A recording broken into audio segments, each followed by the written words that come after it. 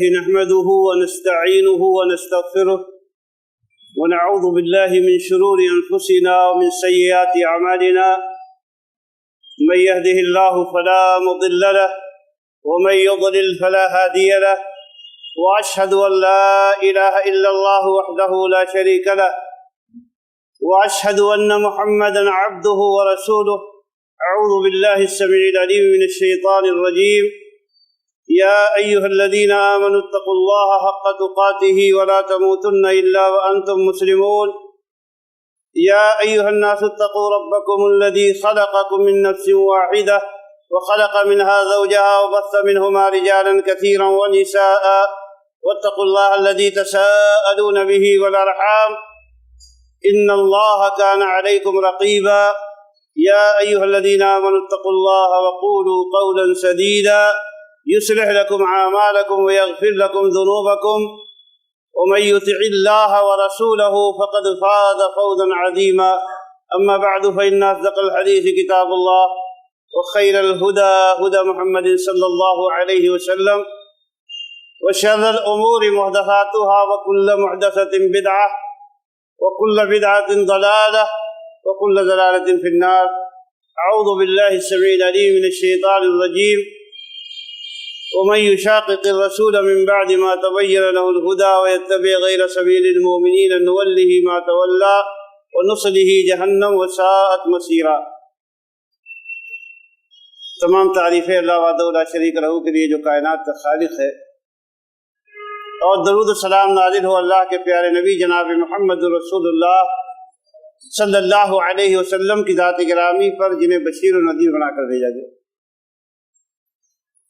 مجلس میں تشریف فرما علماء کرام، بزرگان ملت، محترم سامعین، قابل احترام خواتین، عزیز بچوں، اللہ تبارک تعالیٰ نے یہ کائنات بنائی، اس میں اپنے بندوں کو بسایا اور ان کی ہدایت اور رہنمائی کا سامان کیا، اور ان کے لیے عزت اور ذلت کے پیمانے مقرر کیے.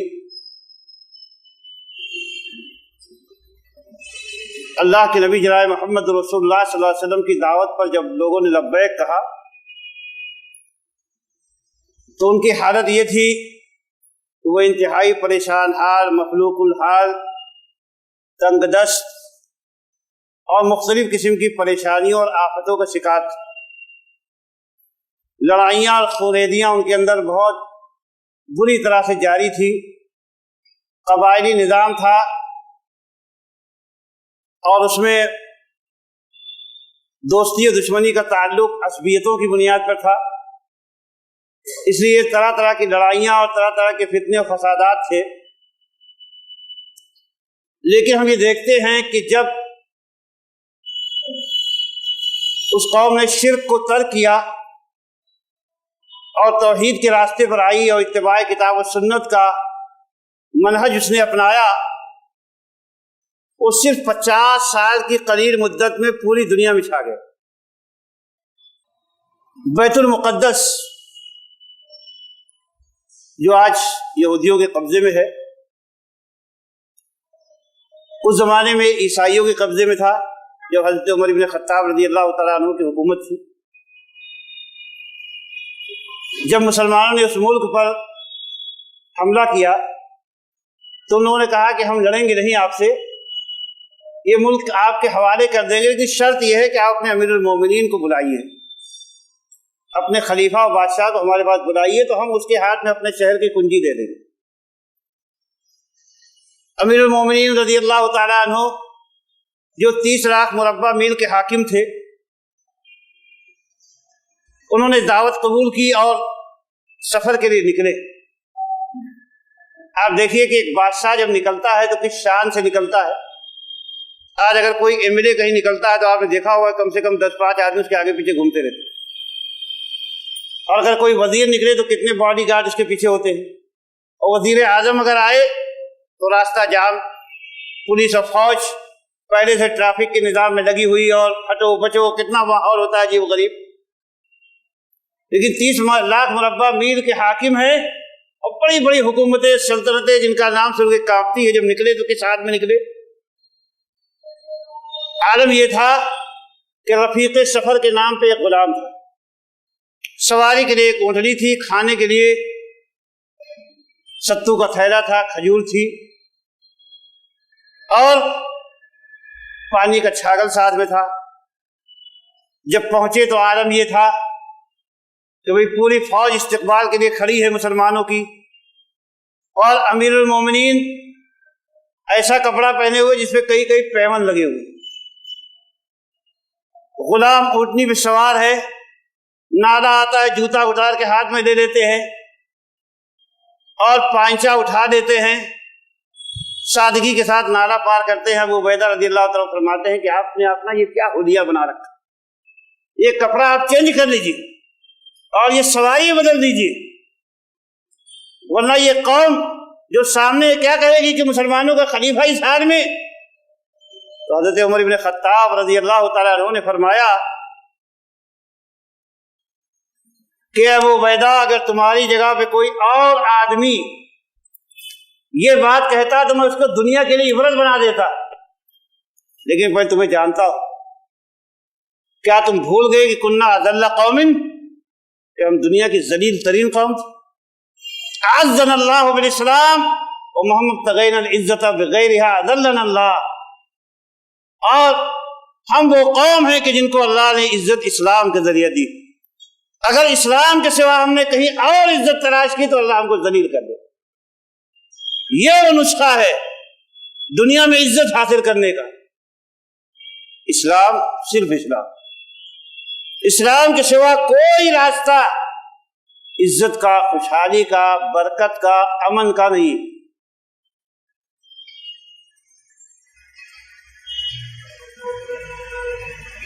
मुसलमानों ने जब बद्र का मार्का फतह कर लिया तो मदीने में आप जानते हैं कि यहूदी लोग भी बड़ी कसीर तादाद में थे। यहूदियों के 3 मशहूर कबीले थे, बनी कैनका, बनी नज़ीर और बनी कुरैज़ा। ये 3 मशहूर और मारूफ कबीले थे। इन लोगों ने जनाब मोहम्मद रसूलुल्लाह सल्लल्लाहु अलैहि वसल्लम से कहा कि तुम उनसे जंग जीत के आए हो तो देखो धोखे में नहीं पड़ जाना। ये सब नादान लोग थे, अनाड़ी लोग थे, इनसे तुमने जंग की जीत गए। हम जैसे तजर्बाकार लोगों से जब तुम्हें जंग करनी पड़ेगी तब मालूम होगा कि जंग किसको कहते हैं, फिर तुम्हें पता चलेगा।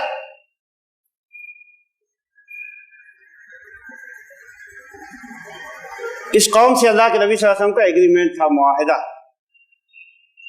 जिसमें बहुत सारी शिक़े थी।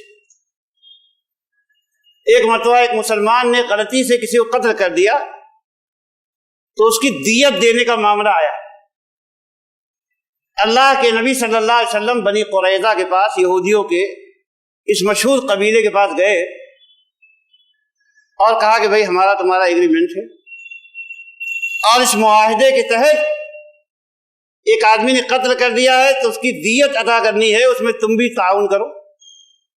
तो कहा सर आंखों पर, अरे हम आपको ताउन क्यों नहीं देंगे, जरूर ताउन देंगे और आपको खुश करेंगे जो आप चाहते हैं। कहा कि तशरीफ लाइए। जनाब मोहम्मद रसूलुल्लाह सल्लल्लाहु अलैहि वसल्लम को बैठाया और आपस में यह मशवरा किया कि आज से बढ़िया मौका कभी मिलने वाला नहीं, आज मोहम्मद का काम तमाम कर दो सल्लल्लाहु अलैहि वसल्लम। एक आदमी छत के ऊपर जाए और बड़ा सा पत्थर लेके मोहम्मद के सर पे गिरा दे और हम कहेंगे कि गलती से ये पत्थर लुढ़क के सर पे गिर गया, कदा व कदर था, अल्लाह का फैसला था, हो गया, हम क्या कर सकते। ये फैसला इन्होंने करके अपने आदमी को भेजा और इतने में अल्लाह के नबी सल्लल्लाहु अलैहि वसल्लम को अल्लाह ताला ने खबर दे दी। आप चुपके से उठे ऐसा कि जैसे कोई हाजत पूरी करने के लिए जा रहे हैं। आपने अपने साथियों को भी कुछ नहीं बताया, सीधे निकले, बस्ती के बाहर आए और जब बस्ती के बाहर आए तो बहुत तेजी के साथ लपकते हुए आप मदीना की तरफ चले। जब काफी देर गुजर गई تو صحابہ کرام رضوان اللہ تعالیٰ علیہم اجمعین پریشان ہو کہ اللہ کے نبی صلی اللہ علیہ وسلم کہاں چلے گئے بغیر بتائے ہوئے، اور یہودی لوگ بھی تعجب میں پڑ گئے کہ کہاں چلے گئے محمد صلی اللہ علیہ وسلم۔ سب لوگ نکلے تلاش میں، وہ ایک آدمی ملا، کہا کس کو ڈھونڈ رہے ہو؟ کہا بھائی محمد صلی اللہ علیہ وسلم یہاں آئے۔ کہا رہے ہو تو بہت تیزی کے ساتھ مدینہ کی طرف چل کے چلے گئے۔ صحابہ کرام جلدی جلدی واپس آئے، کہنے لگے حضور آپ نے ہمیں بتایا بھی نہیں، تشریف لے آئے آپ۔ کہا کہ یہودیوں کی ایسی سازش تھی، اللہ نے ہم کو خبر دے دی۔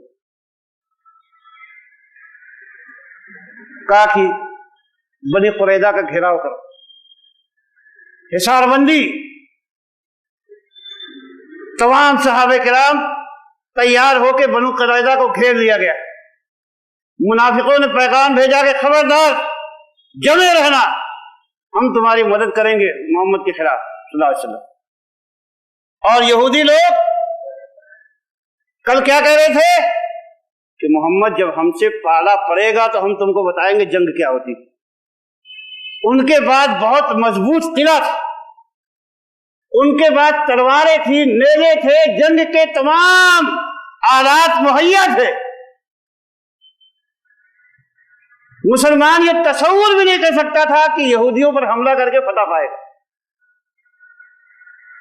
اور یہودی بھی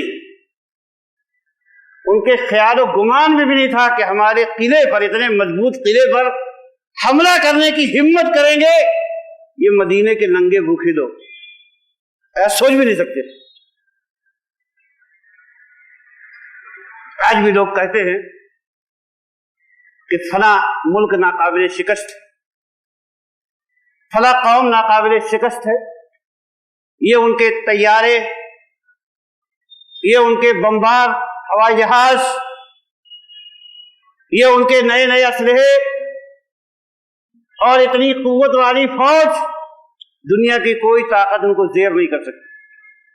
آج بہت ساری قومیں اسی طرح سے بہادر مانی جاتی، اور میڈیا ان کو ہائی لائٹ کرتا رہتا ہے، لیکچر ایسے ہوتے رہتے، تقریریں ہوتی رہتی، ہمیشہ ایک ڈر اور ایک خوف کا ماحول پیدا کیا جاتا ہے۔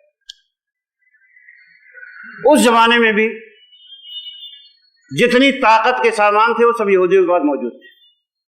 میں آپ کے سامنے سورہ حشر کی کچھ آیتیں پڑھنا چاہتا ہوں، قرآن کی زبانی آپ سنیے کہ حالت کیا تھی۔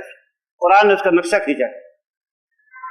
سبح للہ ما فی السماوات والارض وهو العزیز الحکیم هو الذی اخرج الذین کفروا من اہل الکتاب من دیارہم لأول الحشر ما ظننتم ان یخرجوا وظنوا انہم مانعتہم حصونہم من اللہ۔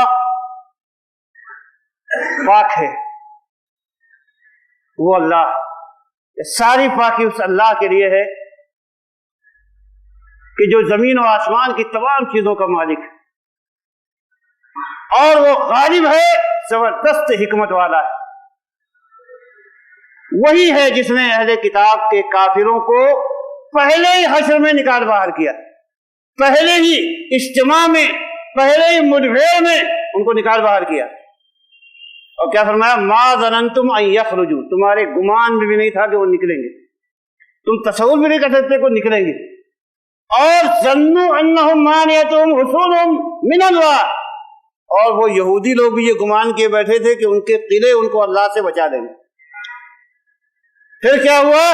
فَأَتَاهُمُ اللَّهُ مِنْ حَيْثُ لَمْ يَحْتَسِبُوا، اللہ نے ان کو اس راستے سے پکڑ لیا جس کا ان کو گمان بھی نہیں تھا۔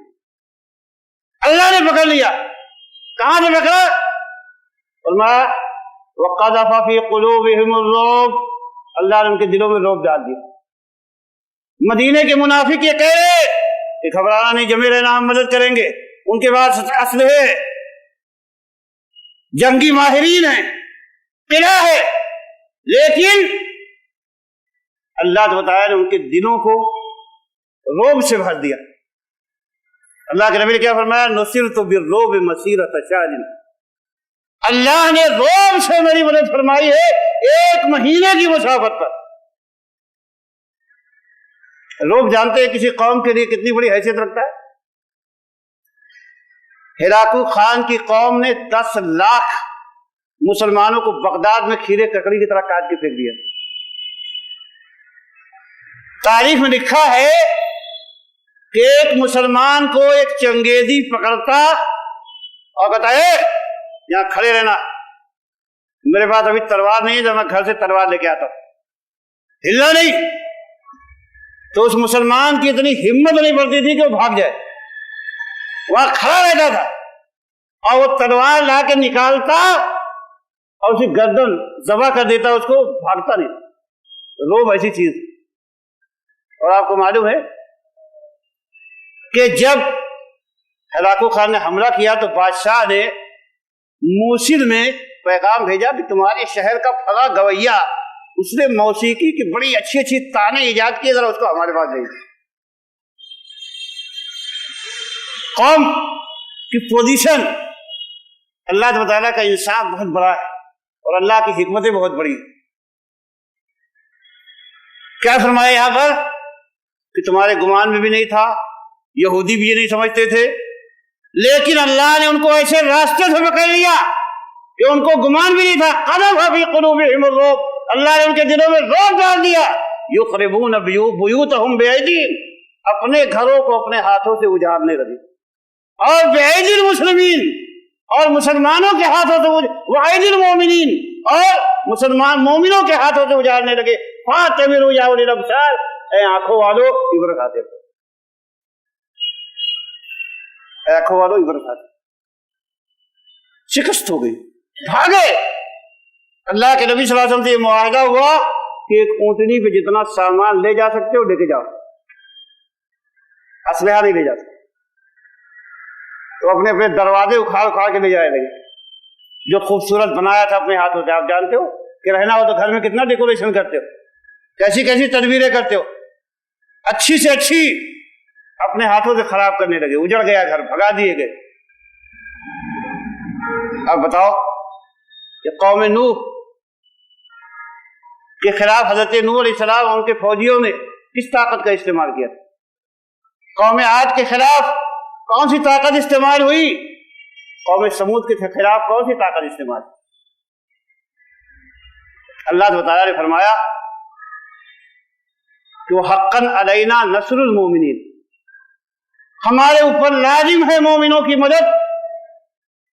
اور فرمایا یا ایھا النبی حسبک اللہ ومن اتبعک من المؤمنین، اے نبی اللہ تمہارے لیے کافی ہے اور تمہاری اتباع کرنے والے مومنوں کے لیے کافی ہے۔ تمہاری اتباع کرنے والے، کیا فرمایا؟ تمہاری اتباع کرنے والے مومنوں کے لیے اللہ تعالیٰ کافی ہے۔ آج مسلمان ذلیل کیوں ہے؟ جب اللہ نے مدد کا وعدہ کیا ہے تو ہر جگہ مسلمان ہی کیوں مار کھا رہا ہے؟ ہر جگہ آج مسلمان ہی کیوں لوٹا جاتا ہے؟ کیوں اس کی ماں بہنوں کی عزت آبرو پہ ہاتھ ڈالا جاتا ہے؟ اور آج ہر میدان میں مسلمان شکست کھا کے بھاگتا ہے، پریشان ہو جاتا ہے، لمبی لڑائیوں میں خسارے اٹھاتا ہے، کبھی چین اور سکون اس کو نصیب نہیں۔ آخر وجہ کیا ہے؟ دراصل مسلمان کا مسئلہ یہ ہے پارٹی۔ مسلمان اپنی پارٹی سے نکل گیا ہے۔ بہت اہمیت ہے پارٹی کی اللہ کی نگاہ۔ مسلمان دل بدلو ہو گئے، اس کے لیے پرابلم آ گئی اس کو، جو اپنی پارٹی ہے اس کو چھوڑ دیا۔ دنیا میں کتنی پارٹیاں؟ دو پارٹیاں، حزب اللہ اور حزب الشیطان۔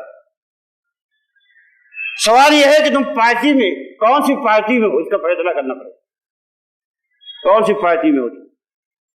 اللہ تعالیٰ نے قرآن پاک میں فرمایا یا ایھا الذین آمنوا لا تتخذوا اليہود والنصارى اولیاء بعضهم اولیاء بعض ومن یتولہم منکم فانہ منہم۔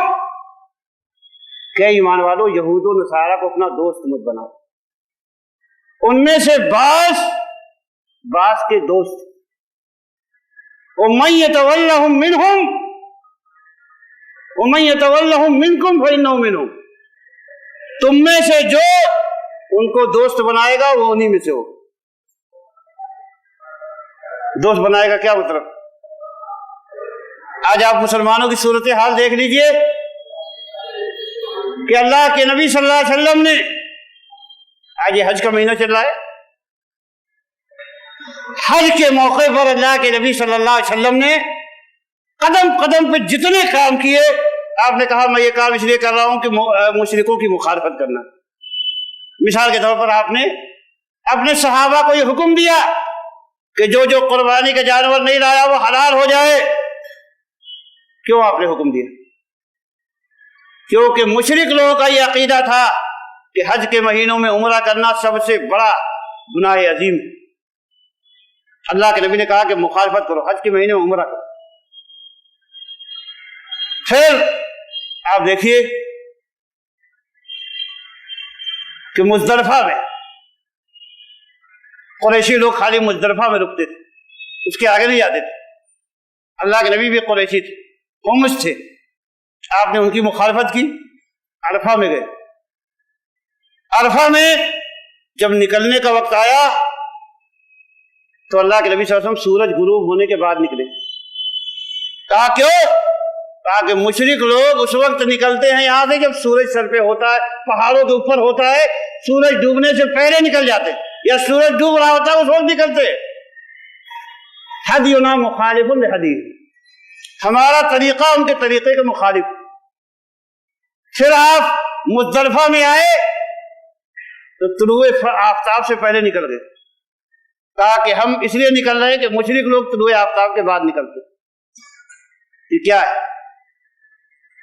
آج مسلمان اس کے بعد اپنی کیا چیز، نہ اس کے بعد اپنا عقیدہ ہے، نہ اس کے بعد اپنا منہج ہے، نہ اس کے بعد اپنا کلچر ہے، نہ اس کے بعد اپنا اخلاق ہے، وہ پورے طور پر یہود و نصارہ کا دم چلہ ہوگا۔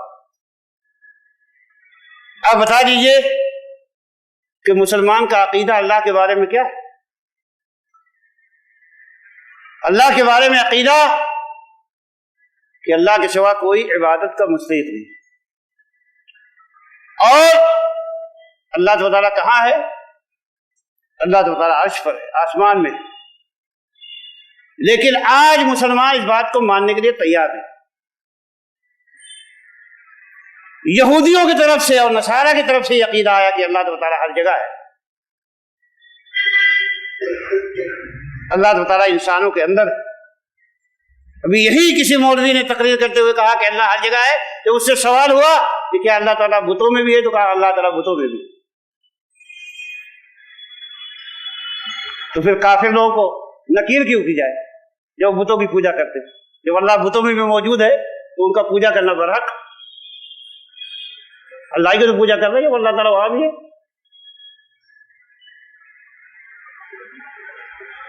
آپ جانتے ہیں بہت بڑی سازش، جب کہہ دیا کہ تو بھی اللہ، میں بھی اللہ، وہ بھی اللہ، عمر بھی، زید بھی، بکر بھی، سب اللہ۔ اللہ آسمان میں نہیں ہے، ہر جگہ موجود ہے۔ وہ اللہ کو گم کر دیا انہوں نے تاکہ ان کی بادشاہت ساری دنیا پہ قائم ہو جائے، جس کو چاہیں اٹھائیں، جس کو چاہیں گرائیں۔ اور بڑے بڑے لوگ خرابی عقیدہ میں اس بری طرح ملوث ہو گئے کہ آپ دیکھیے شاہ اللہ محدث دہلوی رحمۃ اللہ علیہ کتنے بڑے محدث اعظم ہیں، لیکن تصوف کی لائن میں جب آئے تو بڑی بڑی ٹھوکریں کھائی۔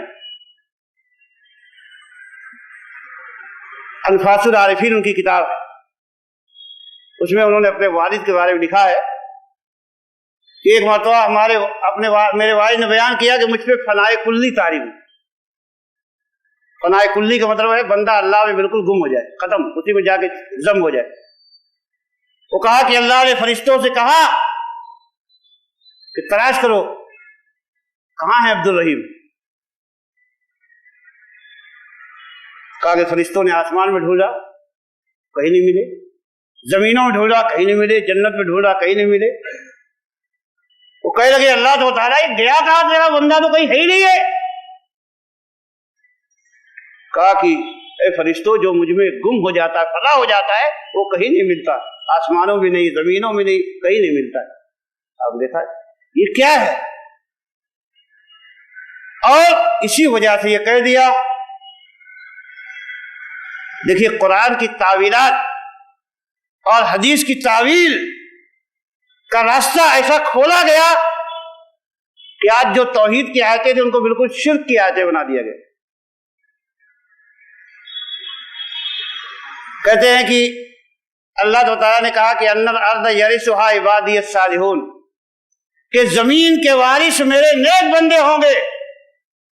تو کہا اللہ تعالیٰ نے تو فیصلہ کر دیا کہ نیک بندے زمین کے وارث ہیں، تو اسی لیے کسی کو اورنگ آباد دے دیا، کسی کو بمبئی دے دیا، اور اب وہ فلاں جگہ کے قطب بنائے گئے تو انہی کی چلتی، جو چاہیں اوپر نیچے کرنا وہ کرتے۔ اور آج یہ مت سمجھیے پورے ہندوستان میں سوائے اہل حدیثوں کو چھوڑ کے عقیدہ سب کا ہے کہ اللہ کے بندوں کو خدائی اختیارات حاصل ہے، وہ زمین و آسمان میں بہت کچھ کر سکتے۔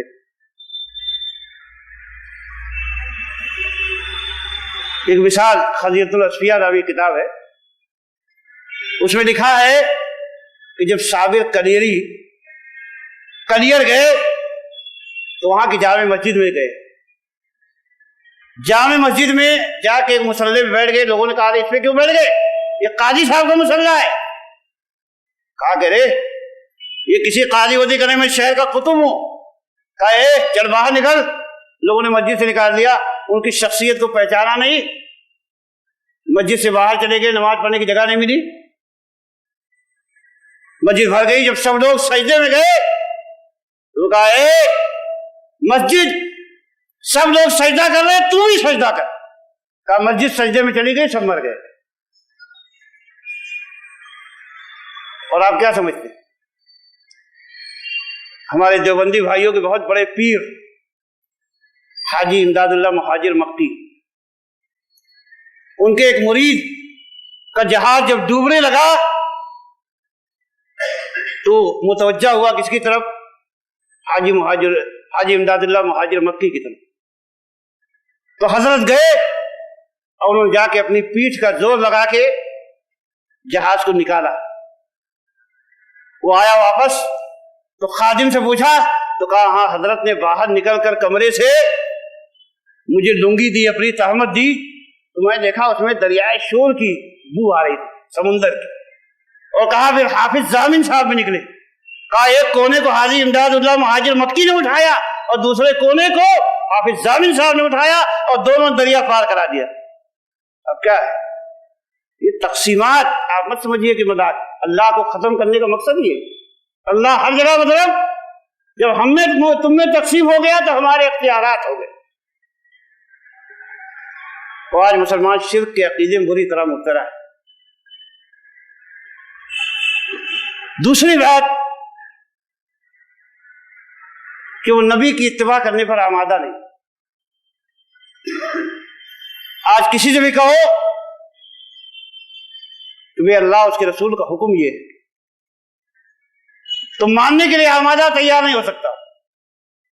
سب سے پہلی بات کیا آئے گی؟ کیا ہمارے علماء کو معلوم نہیں؟ ہمارے بزرگوں کو معلوم نہیں؟ اور علماء کے بعد اگر جائیے تو کہتے ہمارے امام نے فرمایا۔ کسی نے ایک بہت بڑے عالم سے مسئلہ پوچھا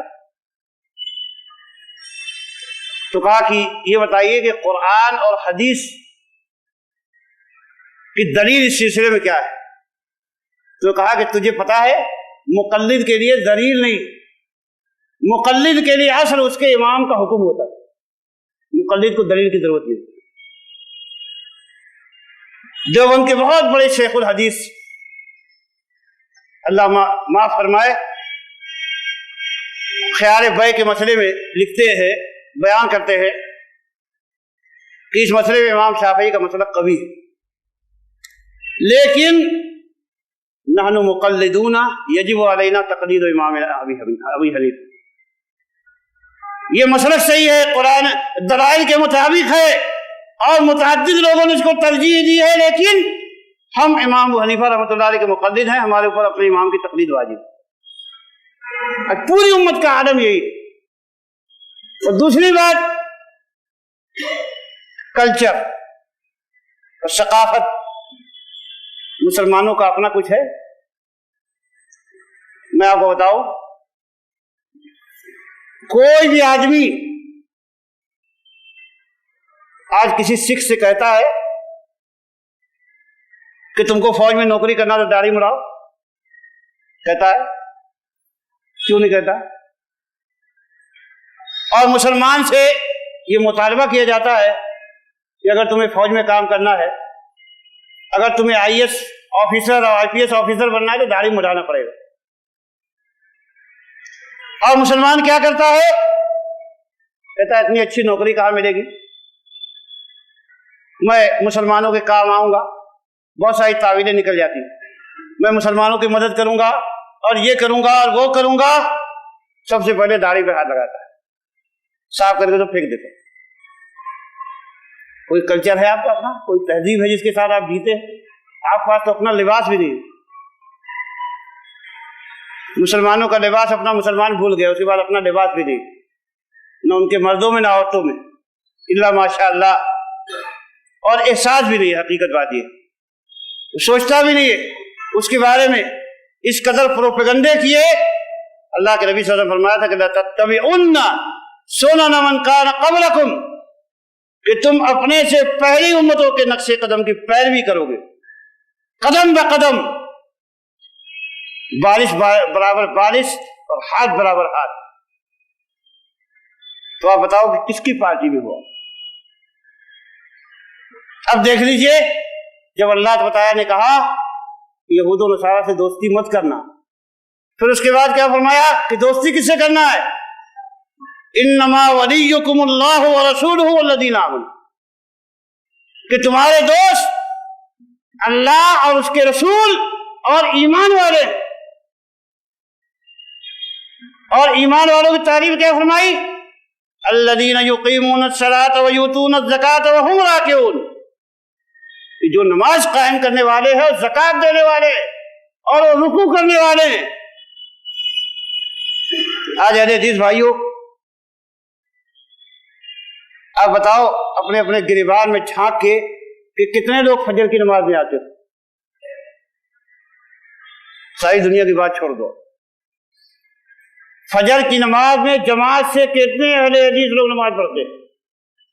آپ کی مسجد کتنی بھرتی؟ جاب کرنے کے لیے کتنی دور جاتے ہو؟ 25 کلومیٹر چل کے جاتے ہو، تو کہتے ہو مسجد دور ہے۔ اگر نوکری کرنا ہو تو 4 بجے صبح سے اٹھ جائیں گے، گھنٹی لگا کے سوئیں گے، کبھی نیند نہیں آئے گی، لیکن فجر کی نماز کے لیے کہتے بہت تھکے ہوئے پریشان ہیں۔ اللہ تعالیٰ کیا فرمایا کہ مومنوں کی نشانی نماز قائم کرنے والے ہیں، زکات دینے والے ہیں اور رکوع کرنے والے ہیں۔ پھر اس کے بعد فیصلہ کیا کیا؟ مَن يَتَوَلَّ اللَّهَ وَرَسُولَهُ وَالَّذِينَ آمَنُوا فَإِنَّ حِزْبَ اللَّهِ هُمُ الْغَالِبُونَ، کہ جو دوستی کرے گا اللہ سے اور اس کے رسول سے اور ایمان والوں سے، تو اللہ کی پارٹی ہی غالب آنے والی۔ فیصلہ ہو گیا کہ اللہ کی پارٹی غالب آئے گی۔ کس کی پارٹی میں ہوگی؟ فیصلہ کر لو۔ دوسری آیت، یہ سمجھنے کی بات۔ اللہ تعالیٰ نے فرمایا كَتَبَ اللَّهُ لَأَغْلِبَنَّ أَنَا وَرُسُلِي، اللہ نے لکھ دیا، مقرر کر دیا کہ میں اور میرے رسول غالب آئیں گے، دوسرا کوئی غالب نہیں آئے گا، میں اور میرے رسول غالب آئیں گے۔ پھر کیا فرمایا؟ لا تجد قوما يؤمنون بالله واليوم الآخر يوادون من حاد الله ورسوله ولو كانوا آباءهم أو أبناءهم أو إخوانهم أو عشيرتهم أولئك الذين، اللہ فرمایا کہ جو ایمان والے ہیں تم ہرگز نہیں پاؤ گے کہ ان لوگوں سے دوستی کرتے ہوں جو اللہ اس کے رسول کے مخالف، چاہے وہ ان کے باپ ہوں، چاہے وہ ان کے بیٹے ہوں، چاہے وہ ان کے بھائی ہوں، چاہے وہ کنبہ قبیلے والے ہوں، دنیا میں کوئی بھی عزیز قریب، لیکن اگر وہ اللہ اس کے رسول کا دشمن ہے تو اس سے دوستی نہیں ہوگی، ناممکن بات ہے۔ فرمایا اولئک الذین کتب فی قلوبہم الایمان، یہی لوگ ہیں جن کے دلوں میں اللہ نے ایمان پھیل دیا ہے، ایمان مقرر کر دیا ہے۔ وَأَيَّدَهُم بِرُوحٍ مِّنْهُ، اور اللہ نے اپنی طرف کی روح سے ان کی مدد فرمائی ہے۔ وَيُدْخِلُهُمْ جَنَّاتٍ تَجْرِي مِن تَحْتِهَا الْأَنْهَارُ خَالِدِينَ فِيهَا رَضِيَ اللَّهُ عَنْهُمْ وَرَضُوا عَنْهُ اولئک حزب اللہ وَإِنَّ حزب اللہ هم المفلحون۔ اللہ تعالیٰ نے فرمایا کہ یہی لوگ ہیں جن کے دلوں میں اللہ نے ایمان مقرر کر دیا، اپنی طرف کی روح سے ان کی مدد فرمائی اور انہیں جنتوں میں داخل کرے گا جن کے نیچے سے نہریں جاری ہیں، وہ ان میں ہمیشہ رہیں گے، اور اللہ ان سے راضی ہو گیا، وہ اللہ سے راضی ہو گئے، اور فرمایا کہ یہی اللہ کی پارٹی ہے، یہی اللہ کی پارٹی ہے، اللہ کے مقابلے میں کسی کو خاطر میں لانے والے نہیں، یہ اللہ کی پارٹی ہے۔ اور الا ان حزب اللہ هم المفلحون، اللہ کی پارٹی ہی کامیاب ہو، اللہ کا گروہ ہی کامیاب ہوگا۔ تو کامیابی کے جو پیمانے ہیں ان کو سمجھنے کی ضرورت ہے۔ سب سے بڑا پیمانہ دیکھو، اللہ نے قرآن پاک میں قرآن کو قرآن سے سمجھے، قرآن کو حدیث سے سمجھے، قرآن کو صحابہ سے سمجھے، تو سمجھ میں بات آئے گی۔ آپ دیکھ لیجئے کہ آج ہم لوگ تقریر کیوں سنتے ہیں؟ الا ماشاءاللہ، ایک تو ٹائم پاس ہو جائے گا، دوسرے ہمارے نالج میں اضافہ ہوگا، تیسرے اگر گانے والا مقرر ہے یا شعلہ بیان ہے تو مزہ آئے گا، اور اگر دوسروں کو برا بھلا کہے گا تو اور مزہ آئے گا۔ تو یہ سب ہمارے مقاصد ہیں تقریر سننے، الا ماشاءاللہ۔ صحابہ کیوں تقریر سنتے تھے؟ صحابہ کیوں تقریر سنتے؟ اما عائشہ بیان فرماتی ہیں کہ میں اللہ کے نبی صلی اللہ علیہ وسلم کے پاس آئی، عورتیں آئیں اور کہا کہ اللہ کے نبی، اللہ کے نزدیک سب سے افضل عمل جہاد، تو ہم لوگوں کو بھی اجازت دیجیے کہ ہم جہاد کریں، ہم لوگوں کو بھی اجازت دیجیے کہ ہم جہاد کریں۔ اللہ کے نبی صلی اللہ علیہ وسلم کی زوجہ محترمہ حضرت عائشہ رضی اللہ تعالیٰ عنہ جنگ کے میدان میں جایا کرتی تھی، پانی پلاتی تھی زخمیوں کو، اٹھایا کرتی تھی، خیموں میں پہنچایا کرتی تھی، یہ سب، لیکن پھر بھی یہ کہہ رہے کہ ہم کو جہاد میں جانے کی اجازت دی، مطلب لڑنے کی اجازت دی۔ تو اللہ کے نبی صلی اللہ علیہ وسلم نے کیا فرمایا؟ لَكُنَّ أَفْضَلُ الْجِهَادِ الْحَجِّ، تمہارے لیے افضل ترین جہاد حج ہے۔ اما عائشہ کیا فرماتی ہے؟ جب سے میں نے اللہ کے نبی صلی اللہ علیہ وسلم کی حدیث سنی تب سے میں حج کو چھوڑنے والی نہیں۔ ایک حدیث نبی صلی اللہ علیہ وسلم کی سنی اس کو چھوڑنے والی نہیں۔ حضرت علی رضی اللہ تعالیٰ عنہ بیان فرماتے ہیں کہ اللہ کے نبی صلی اللہ علیہ وسلم نے فرمایا تھا کہ جب سونے لگو وہ 33 مرتبہ سبحان اللہ، 33 مرتبہ الحمدللہ، 34 مرتبہ اللہ اکبر پڑھنا، کہا کہ میں نے جب سے حدیث اللہ کے نبی صلی اللہ علیہ وسلم کی سنی کبھی اس کو پڑھے بغیر سویا نہیں، کبھی نہیں سویا۔ کہا کہ صفین والی رات میں بھی نہیں، کہا صفین والی رات میں بھی، جو لڑائی کی رات تھی، جنگ کی رات تھی، آفتوں کی رات تھی، کہا اس وقت بھی نہیں تھی۔ صحابہ کرام جو اللہ تعالیٰ نے اجمعین بھوک سے بلک رہے، پریشان ہیں، کھانا پک رہا ہے، ابھی پک کے تیار ہو جائے گا اور کھائیں گے، سب لوگ اس انتظار میں ہیں کہ اللہ کے نبی صلی اللہ علیہ وسلم نے ایک منادی بھیجا، کہا کہ تمہاری ہانڈیوں میں جو کھانا پک رہا ہے وہ ابھی سے حرام کر دیا گیا۔ ایک صحابی نے یہ نہیں کہا کہ بہت بھوک سے بے حال ہے، لاؤ آج کھا لیتے ہیں، ابھی تو حرام ہو رہا ہے، کل سے نہیں کھائی۔ سب نے اپنی ہانڈیاں اٹھا کے پھینک دی، الٹ دی۔ گدھے کا گوشت حرام کر دیا گیا، گدھا پک رہا تھا، کہا سب الٹ کے پھینک دیا۔ اب دیکھا یہ تقریریں ان کی کیوں ہوتی؟ عمل کرنے کے لیے سنتے تھے۔ آج ہم لوگ عمل کرنے کے لیے نہیں، دین میں شبہات نقطے نکالنے کے لیے، نالج میں اضافہ کے لیے، جب اس کے لیے آدمی سنتا ہے تو طرح طرح کے کیا ہوتے ہیں، مجادلے پیدا ہوتے، بحث مباحثے، مخاصمے، جھگڑے، فسادات، یہی سب آدمی کھڑا کرتا ہے ایک دوسرے کو کافر بنانا، کیونکہ مقصد عمل کرنا نہیں، مقصد تو یا تو دوسروں کو نیچا دکھانا، اپنے آپ کو برتر ثابت کرنا۔ طرح طرح کے آج جھگڑے ہیں مسلمانوں کے اندر، فسادات ہے، تو یہ چیز ہے۔ میں عرض کرنے جا رہا تھا کہ اللہ تعالیٰ کن لوگوں کی مدد کرتا ہے؟ اور ایک بات دھیان میں رکھو، چاہے جتنی طاقت مسلمانوں کے پاس ہو، ان کے پاس ایٹم بم ہو، ہائیڈروجن بم ہو، نائٹروجن بم ہو، دنیا کی سب سے بڑی طاقتور ترین فوج ہو ان کے پاس، لیکن اللہ تبارک و تعالیٰ کی مدد نہیں آئے گی تو کچھ بھی نہیں کر سکتے۔ اور اللہ تبارک و تعالیٰ کی مدد کا ایک ضابطہ ہے۔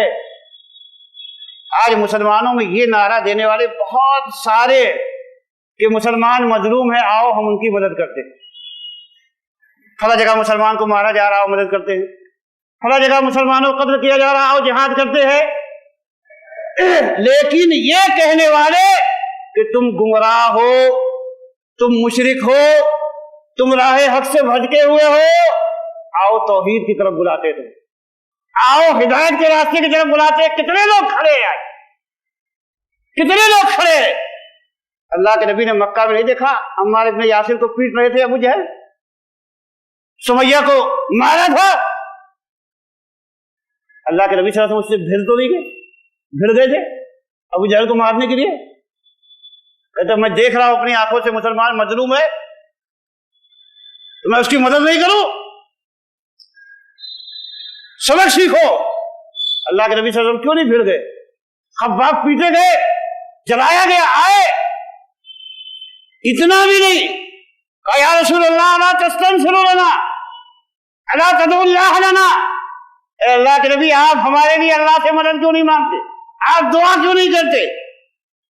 اب کب کون سا دن آئے گا دعا کرنے کے لیے؟ پیٹ تو جلا دیا، لوگوں نے مار مار کے برا حال کر دیا، کب آپ دعا کریں گے؟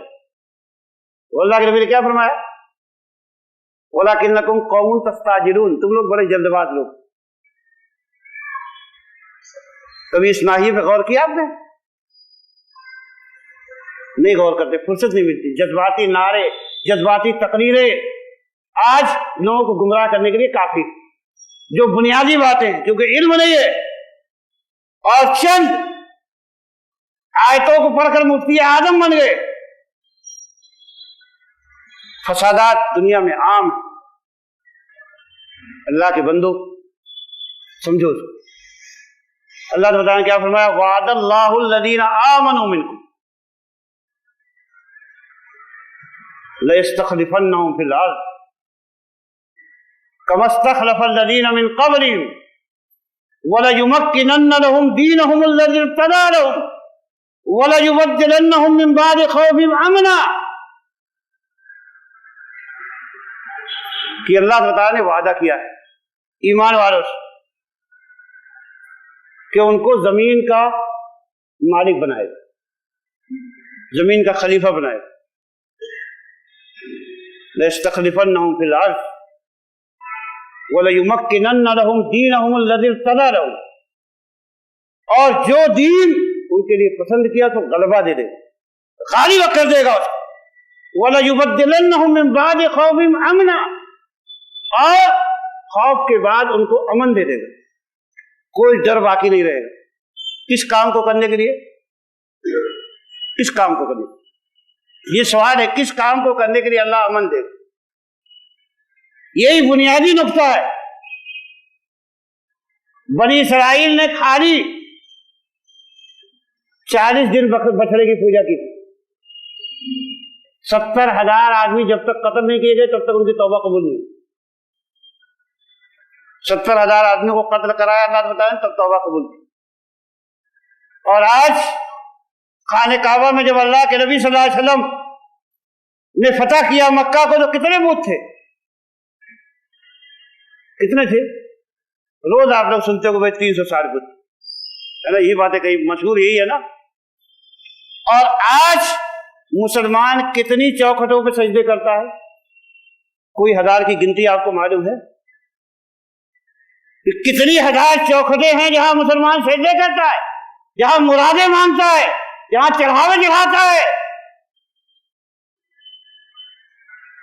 اللہ تعالیٰ نے کس لیے فرمایا تھا؟ ایسے لوگوں کو اللہ غلبہ دے گا کہ ایک شنکر کی پوجا کرتا ہے تو اس کو اللہ عذاب دے، اور ایک رابعہ بشری کی پوجا کرے تو اللہ اس کو عزت دے۔ کہ یہی پیمانہ ہے؟ انصاف کے کھاتے میں کہیں یہ بات بیٹھتی ہے؟ آپ غور فرمائیے، اللہ تعالیٰ نے قرآن پاک میں فرمایا دیکھو ہم فرشتے نازل کر رہے، یہ کھائی تمہاری تسلی کے لیے، فرشتے جو ہے مدد کے لیے نہیں۔ ومن نصر الا من عند اللہ، مدد اللہ کے پاس سے، مدد اللہ کے پاس سے، مدد دینے والا اللہ ہے، فرشتوں کے آنے سے مدد نہیں ہوگی، فرشتے تم کو فتح شکست نہیں دے سکتے۔ ومن نصر الا من عند اللہ، مدد اللہ کی طرف سے آئے گی، تو کیا فرمایا وہاں یعبدوننی لا یشرکون بی شیئا، یہ سب غلبہ امن یہ سب اس لیے دیں گے کہ صرف میری عبادت کریں گے، میرے ساتھ کسی کو شریک نہیں ٹھہرائے۔ واللہ فلسطینیوں کا حال ابھی آپ نے دیکھا کتنی بری طریقے سے یہودیوں نے ان کو ڈیمیج کیا۔ میں نے کیسٹ دیکھی، ایک زخمی نوجوان، دیکھیے اللہ کی قسم ہمارے بھائی ہم ان سے محبت کرتے ہیں، میں اس کلمے کی بنیاد سے ان کے لیے دعائیں کی ہم نے رو رو کر، مسجدوں میں، خطبوں میں، تنہائیوں میں بھی، برداشت نہیں ہوتی ان کی ذلت۔ لیکن آپ سوچئے کہ اللہ کا فیصلہ ایسا کیوں ہوتا ہے؟ وہ نوجوان زخمی تھا، چلا رہا تھا یا اللہ یا محمد، یا اللہ یا محمد، یا اللہ یا محمد۔ اللہ کے نبی نے فرمایا کہ انہ لا یستغاث بی، اے میرے امتیوں فریاد محمد سے نہیں کی جاتی صلی اللہ علیہ وسلم، فریاد اللہ سے کی جاتی، اللہ سے کی جاتی فریاد۔ اور دوسری چیز، ایک فلسطینی کا انٹرویو کہ آج 15-20 دن کے بعد بجلی آئی تو بڑے دنوں کے بعد میرے بچوں کو فلم دیکھنے کا موقع۔ آپ سوچئے کن کی اللہ مدد کرے گا، کیوں کرے گا، اصل کام کیا ہے؟ میں آپ کو بتاؤں اصل کام کیا ہے۔ ایک آدمی آیا اللہ کے نبی سے، مسند احمد کی روایت، بات کو سمجھو پہلے، کہا کہ اللہ کے نبی میں ایمان تو لاؤں گا لیکن خالی 2 وقت کی نمازیں پڑھوں گا بس۔ اور نبی صلی اللہ علیہ وسلم نے کیا کہا؟ ٹھیک ہے آ جاؤ، مسلمان ہو جاؤ، 2 ہی وقت کی پڑھو، کوئی بات نہیں، کیونکہ آپ جانتے تھے کہ جلدی ہی 5 وقت کی پڑھنے لگے۔ اس میں تدریج ممکن ہے، لیکن جب طائف والے آئے کہنے لگے 1 سال کے لیے ہمارا بت خانہ آپ مت بھائی، ہم مسلمان ہو جائیں گے، کہا نہیں ہو سکتا۔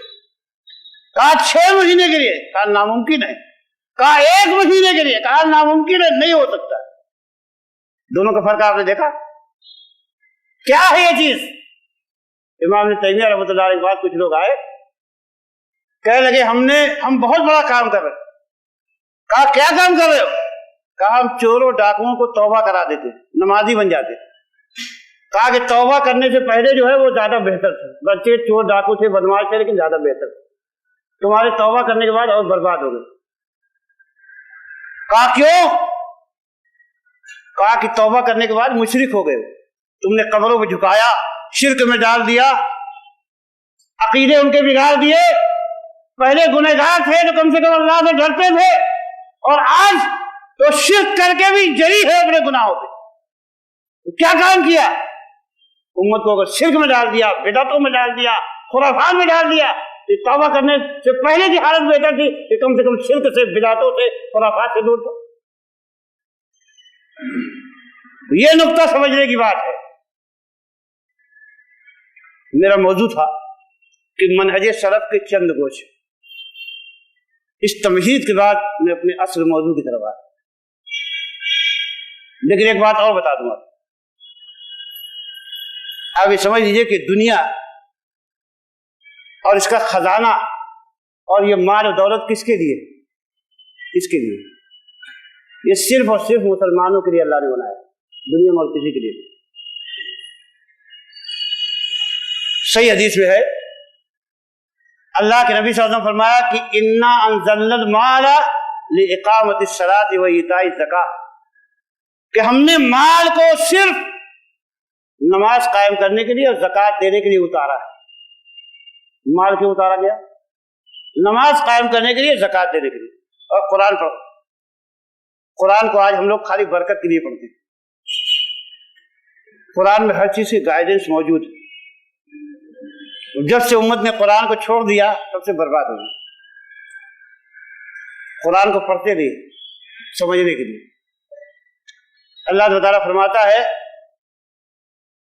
کہ قل من حرم زینۃ اللہ التی اخرج لعبادہ والطیبات من الرزق قل ہی للذین آمنوا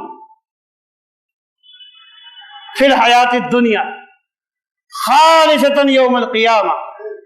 اللہ تعالیٰ کہتا ہے کہہ دیجئے کہ کس نے حرام کیا اللہ کی زینتوں کو جو اس نے اپنے بندوں کے لیے نکالا، اور پاکیزہ روزی کو، قل ہی للذین آمنوا فی الحیات الدنیا، کہہ دیجئے کہ یہ دنیاوی زندگی میں ایمان والوں کے لیے، یہ سب جو اللہ نے نکالا کس لیے نکالا؟ ایمان والوں کے لیے دنیا میں، خالصۃ یوم القیامہ، لیکن قیامت کے دن تو خالص ان کے لیے ہو جائے گی۔ یہاں پر کافر اس کے شریک ہو جاتا ہے۔ کیوں شریک ہو جاتا ہے؟ ظلم و زیادتی کے ساتھ۔ لیکن اللہ نے دنیا میں نظام کیا بنایا ہے؟ یہ بتایا کہ لو کانت الدنیا تعدل عند اللہ جناح بعوضۃ ما سقى منها کافرا شربۃ ماء ابدا۔ دنیا اللہ کی نگاہ میں بہت حقیر ہے۔ اگر یہ مچھر کے پر کے برابر بھی اللہ کی نگاہ میں حیثیت رکھتی تو کافر کو ایک گھونٹ پانی نہیں ملتی۔ لیکن اللہ کافروں کو دنیا میں ڈھیل دیتا ہے، اور کبھی کبھی کیا کرتا ہے، جو کافر ہو نافرمان ان کو اور زیادہ دیتا ہے، بہت دیتا ہے، تاکہ وہ مزید ظلم و زیادتی کریں اور اللہ کے عذاب کے مستحق بنتے ہیں۔ تو کیا فرمایا؟ خالصۃ یوم القیامہ، آخرت میں کافروں کا کوئی حصہ نہیں ہوگا نعمت۔ چنانچہ قرآن مجید میں اللہ تعالیٰ نے کیا فرمایا؟ جو جہنمی ہیں وہ جنتیوں سے فریاد کریں گے، جب بہت پریشان ہو جائیں گے تو کیا کہیں گے؟ افیدوا علینا من الماء او مما رزقکم اللہ، اے جنتیوں تھوڑا سا پانی ہم کو پلا دو، یا جو اللہ نے تم کو روزی دی ہے تھوڑا سا ہم کو بھی دے دو۔ بڑی حسرت کے ساتھ کہیں گے۔ لیکن جنتی لوگ کیا جواب دیں گے؟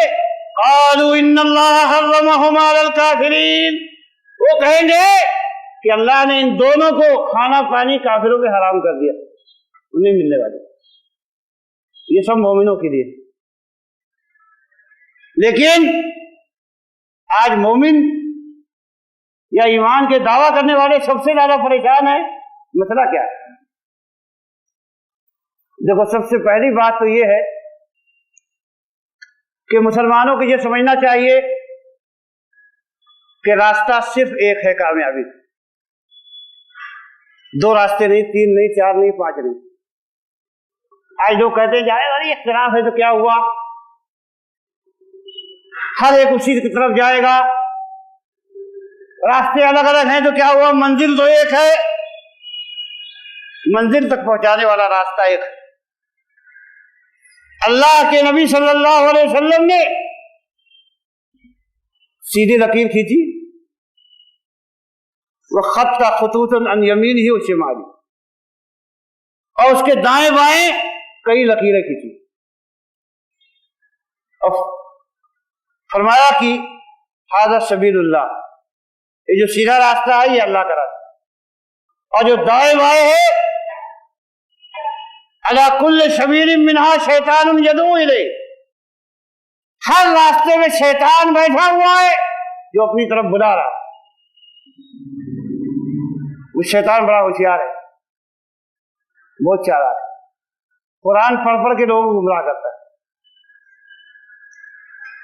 اب دیکھیے، ایک کلمہ لا الہ الا اللہ کا مطلب بھائی لوگوں نے کیا بتایا؟ ہم کہتے ہیں لا الہ الا اللہ کا مطلب کیا ہے؟ لا معبود بحق الا اللہ، اللہ کے سوا کوئی معبود برحق نہیں، اللہ کے سوا کوئی عبادت کا مستحق نہیں۔ لیکن یہ لوگ کلمہ کا معنی کیا بتاتے ہیں؟ کہتے لا الہ الا هو اللہ، نہیں ہے کوئی معبود مگر وہ اللہ ہی ہے۔ مطلب جس کی عبادت کی جاتی ہے وہ حقیقت میں اللہ ہی ہے۔ کہا کہ دیکھو اللہ تو بتایا نے قرآن پاک میں فرمایا، کیا فرمایا؟ وَقَضَىٰ رَبُّكَ أَلَّا تَعْبُدُوا إِلَّا إِيَّاهُ، تیرے رب نے فیصلہ کر دیا کہ عبادت تو صرف اللہ ہی کی ہوگی۔ جب رب نے فیصلہ کر دیا کہ عبادت اللہ ہی کی ہوگی تو دنیا میں کس کی طاقت ہے کہ دوسرے کی عبادت کر لے؟ تو پتا چلا جس کی عبادت کی جاتی ہے وہ سب اللہ کی عبادت۔ دیکھا توحید کو کیسے شرک بنا دیا۔ کہا کہ جس کو پوجتے ہو صرف اللہ کی۔ کہتے فرعون جو ہے وہ موسیٰ علیہ السلام سے زیادہ بڑا موحد تھا، اس لیے کہ فرعون جانتا تھا کہ انا ربکم الاعلی، میں تمہارا سب سے بڑا رب۔ وہ حقیقت کو سمجھ گیا۔ ایک صوفی سے میری ملاقات ہوئی، مزار کا بہت بڑا مجاور۔ وہ کہہ لگا میاں جی میں تو نماز نہیں پڑھتا، 25 سال سے میں نماز نہیں پڑھی۔ تو بھائی کیوں نماز نہیں پڑھی؟ کہا کہ نماز تم لوگ پڑھو، ہمیں ضرورت ہی نہیں۔ بھائی کیوں؟ کہا کہ بھائی ہم نے قرآن سے ہمارے پاس دلیل ہے۔ تعجب پڑ گیا، قرآن سے دلیل ہے نماز نہیں پڑھنے؟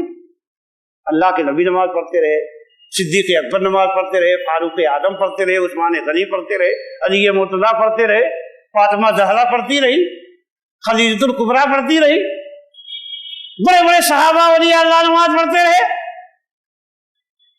جن کو پیران پیر کہتے وہ نماز پڑھتے رہے۔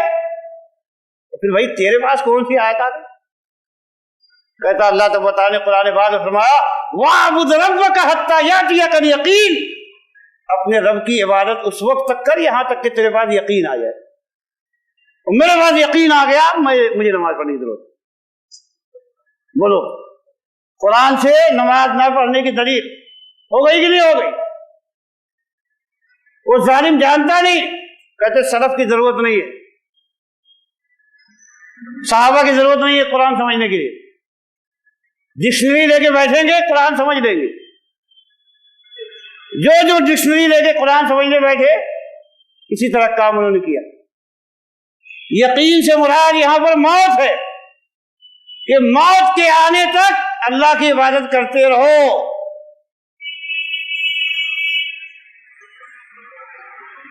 اللہ کے نبی صلی اللہ علیہ وسلم کو اللہ نے بتایا، کیا فرمایا؟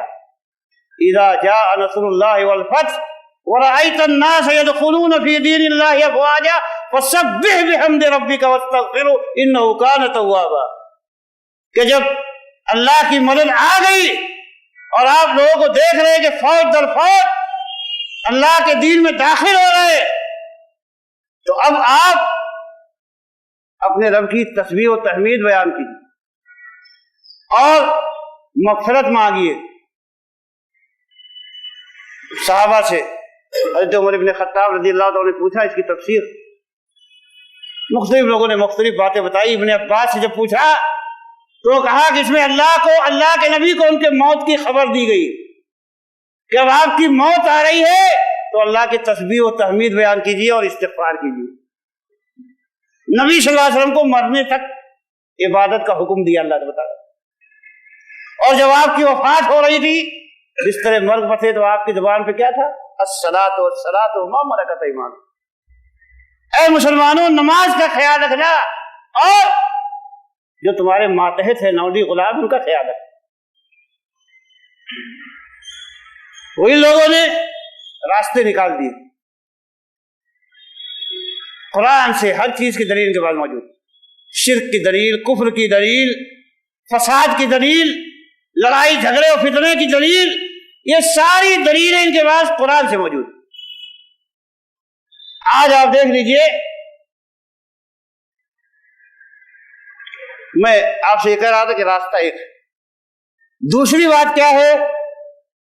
منہج سلف کی بنیادی حیثیت یہ ہے کہ قرآن اور سنت۔ تیسری بات قرآن اور سنت کو صحابہ سے سمجھنا۔ میں آپ کو وجہ بتاتا ہوں کیوں۔ دیکھیے صحابہ کو جو معیار حق بنایا گیا ہے وہ کیوں بنایا گیا اس کو سمجھنے کی بات۔ حضرت عبداللہ ابن مسعود رضی اللہ تعالیٰ فرماتے ہیں کہ من کان منکم مستنن فلیستن بمن قد مات فإن الحی لا تؤمن علیہ الفتنہ اولئک اصحاب محمد ابر هذه الامة قلوبا وعامقهم علما واقلهم تکلفا۔ فرمایا کہ جس کو کسی کا راستہ اپنانا ہو تو جو لوگ گزر گئے ان کا راستہ اپناؤ، کیونکہ جو آج زندہ ہیں وہ فتنوں سے محفوظ نہیں۔ یہ کون لوگ ہیں؟ کہا کہ محمد صلی اللہ علیہ وسلم کے صحابہ۔ اعمقهم ابرهم قلوبا، کہ ان کے دل میں سب سے زیادہ تقویٰ تھا، اللہ سب سے زیادہ اللہ سے ڈرنے والے تھے، اور اعمقهم علما، سب سے گہرا علم ان کے پاس۔ آج جو لوگ یہ کہتے ہیں کہ صحابہ کے علم میں سلامتی زیادہ تھی، صحابہ کے منہج میں سلامتی زیادہ ہے، لیکن ہمارے منہج میں علم و حکمت زیادہ ہے، کہ دنیا کے سب سے نادان ترین لوگ، یعنی صحابہ کو نعوذ باللہ من ذالک اپنے سے کم عقل اور کم علم سمجھتے۔ حالانکہ صحابہ اللہ نے برتری کس لیے دی؟ علم کی بنیاد پہ دی۔ کسی کو بھی اللہ تعالیٰ فرمایا یرفع اللہ الذین آمنوا منکم والذین اوتوا العلم درجات، کہ اللہ تعالیٰ ایمان والوں کو اور علم والوں کے درجات کو بلند کرتا ہے، اور جب علم ہی نہیں ہے تو پھر درجہ کس بات کا بلند ہو؟ آئیے حضرت عروہ ابن زبیر رضی اللہ تعالیٰ کس کے بیٹے ہیں؟ زبیر ابن العوام کے، جو حواری رسول اللہ ہے، بہت بڑا تمغہ ہے۔ اور کس کے بیٹے ہیں؟ ذات النطاقین، اسما کے، جو اللہ کے نبی صلی اللہ علیہ وسلم کی شادی۔ یہ اماں عائشہ کے پاس آتے ہیں جو ان کی خالہ، کہتے ہیں اماں جان اس میں کوئی حرج نہیں ہے کہ کوئی آدمی صفا مروہ کی صحیح نہ کرے، حج کرے لیکن صفا مروہ کی صحیح نہ کرے تو کوئی حرج کی بات نہیں۔ کہا کہ بیٹا کیوں؟ کہا کہ دلیل قرآن سے۔ کہا کیا دلیل ہے؟ کہا اللہ تعالیٰ نے فرمایا وَمَنْ حَجَّ الْبَيْتَ أَوْ اعْتَمَرَ فَلَا جُنَاحَ عَلَيْهِ أَن يَطَّوَّفَ بِهِمَا، کہ جو آدمی حج کرے یا عمرہ کرے اس کے لیے کوئی حرج کی بات نہیں ہے کہ وہ صفا مروہ کا طواف کر لے۔ اللہ تعالیٰ نے کہا کہ کوئی حرج کی بات نہیں، صفا مروہ کا طواف کر لے، تو اس سے یہ سمجھ میں آتا ہے کہ اگر نہ بھی کرے تو کوئی حرج نہیں۔ کہا کہ تم نے قرآن کا یہ مفہوم بہت غلط سمجھا۔ اب دیکھو صحابہ کے بیٹے ہیں، خالص عربی ہیں، صحابہ کے ماحول میں پرورش پائی، لیکن ایک آیت کو سمجھنے میں ٹھوکر کھا رہے۔ کیوں؟ اس لیے کہ آیت کا پس منظر ان کے سامنے نہیں، آیت کس پس منظر میں نازل ہوئی یہ ان کو معلوم نہیں۔ اما عائشہ نے کہا دیکھو یہ آیت انصاریوں کے حق میں نازل ہے، انصاری لوگ منات کے پجاری تھے، اور منات کے پجاری منات کے پاس آ کے رک جاتے اور وہ صفا مروہ کی صحیح کرنے میں حرج محسوس کرتے، یعنی سب گناہ کا کام سمجھتے تھے۔ تو اللہ تعالیٰ نے ان کو سمجھانے کے لیے اس میں کوئی حرج و گناہ مت سمجھو، یہ حج کے ارکان میں داخل ہو چکا ہے، اس لیے اس کو تم لوگ کرو۔ کہا کہ جو آدمی صفا مروہ نہیں کرے گا، اللہ نے اس بات سے انکار کیا کہ اس کا حج پورا ہو جائے۔ کہا اللہ کے نبی نے صفا مروہ کی صحیح کی ہے، اب کسی کے لیے گنجائش نہیں کہ صفا مروہ کی صحیح چھوڑ۔ دیکھا آپ نے صحابہ کیوں ضروری؟ کیونکہ صحابہ کے سامنے قرآن نازل ہوا، صحابہ نے قرآن کو سمجھا۔ اللہ کے نبی صلی اللہ علیہ وسلم نے فرمایا کہ خیر الناس قرنی، کہ سب سے بہتر لوگ میرے زمانے کے۔ اگر ایسا ہو جائے کہ قرآن کی کسی آیت کو سارے صحابہ مل کے نہ سمجھیں اور بعد کے زمانے کے لوگ سمجھ جائیں تو ایسا ہو ہی نہیں سکتا کہ صحابہ سب سے اچھے لوگ ہوں اور صحابہ کا زمانہ سب سے اچھا زمانہ ہو، تو بعد والا زمانہ سب سے اچھا ہو جائے گا، کیونکہ جو علم میں برتر ہے، فوقیت جس کو ہوئی ہے، اونچا ہے۔ اصل برتری تو علم کی برتری، نالج صحابہ کا سب سے بڑا ہے۔ دوسری مثال، حضرت ابو ایوب انصاری رضی اللہ تعالیٰ عنہ قسطنطنیہ کے جہاد میں شریک تھے۔ ایک نوجوان نے بڑا بڑھ چڑھ کے حملہ کیا، اور جب اس کی شدت حملہ کو لوگوں نے دیکھا تو کہا کہ قرآن کی آیت پڑھی کہ لا تلقوا بأیدیکم الی التہلکہ، کہ اپنے آپ کو ہلاکت میں مت ڈالو۔ کہا کہ تم لوگ آیت کا مطلب بہت غلط لیتے ہو۔ کہا کہ آیت ہم انصاریوں کے بارے میں نازل ہوئی، ہم لوگوں نے شروع میں اللہ کے نبی کی بڑی مدد کی، اور بعد میں جب فتح مکہ ہو گیا، اسلام غالب آ گیا، بہت سے لوگ مسلمان ہو گئے، تو ہم نے کہا کہ اب تک ہم نے اپنے مال کی طرف توجہ نہیں دی، بچوں کی طرف توجہ نہیں دی، اب کچھ کمانا چاہیے، کچھ محنت کرنا چاہیے۔ اب خرچ کرنے والے، کام کرنے والے بہت سارے لوگ، آج بہت سے لوگ کیا ہے، پہلے بڑے ایکٹیو ہوتے، فعال ہوتے، اور جب تھوڑا کام چل گیا تو کہتے بہت سارے لوگ کام کرنے والے، اپنے بزنس میں لگو، عام کام میں لگو، اس میں لگو، اس میں لگو، بہت سارے شیطان کے دھوکے لگ جاتے۔ تو کیا کہا گیا؟ کہا کہ اس وقت اللہ نے آیت نازل فرمائی کہ لا تلقوا بأیدیکم الی التہلکہ، کہ آپ خرچ نہیں کریں گے اور جہاد کا کام نہیں کریں گے تو اس کو ہلاکت قرار دیا۔ یہ نہیں کہ حملہ کرنے کو ہلاکت قرار دیا، یہ ہے پس منظر نہیں معلوم، بہت ساری چیزیں آدمی خطا کر جاتا ہے۔ تیسری مثال آپ کے سامنے پیش کریں، آج کل خوارج کا بہت بڑا فتنہ پورے دنیا میں پھیلا ہوا ہے۔ سب سے پہلا خارجی جو اسلام میں پیدا ہوا، آپ کو معلوم ہے کون ہے؟ سب سے پہلا خارجی وہ تھا کہ اللہ کے نبی صلی اللہ علیہ وسلم نے جب حنین کے موقع پر بہت سارا مال غنیمت آیا تو آپ نے بعض لوگوں کو بہت ساری بکریاں، بہت سارے اونٹ اور سونے چاندی بہت بانٹ دیے نئے مسلمانوں، انصاریوں کو کچھ نہیں دیا اور بہت سارے پرانے لوگوں کو نہیں دیا۔ تو ایک آدمی سمجھا کہ ارے دیکھو یہ تو جس کو چاہا اتنا بڑا بڑا مال دے دیا، اور بہت سارے لوگ جو مستحق تھے ان کو دیا ہی نہیں۔ اس نے اپنے دماغ سے فیصلہ کیا۔ اللہ کے نبی صلی اللہ علیہ وسلم کا مقصد دعوت کی حکمت کے پیش نظر آپ نے لوگوں کے دلوں کو جمانے کے لیے، کیونکہ آپ جانتے تھے کہ جو مضبوط ایمان والے ان کو دولت دو یا نہ دو اس کو کوئی فرق پڑنے والا ہے، لیکن جو کمزور ایمان والے ہیں یا جو زیادہ ضرورت مند ہے ان کو مال دینا چاہیے، زیادہ دے دو۔ لیکن اس آدمی نے کیا سمجھا کہ سب کو برابر ملنا چاہیے تھا، یا جن لوگوں نے بہت محنت کی ان کو زیادہ ملنا چاہیے تھا۔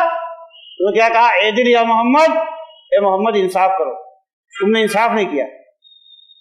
یہ پہلا خارجی تھا جس نے اللہ کے نبی پر اعتراض کیا۔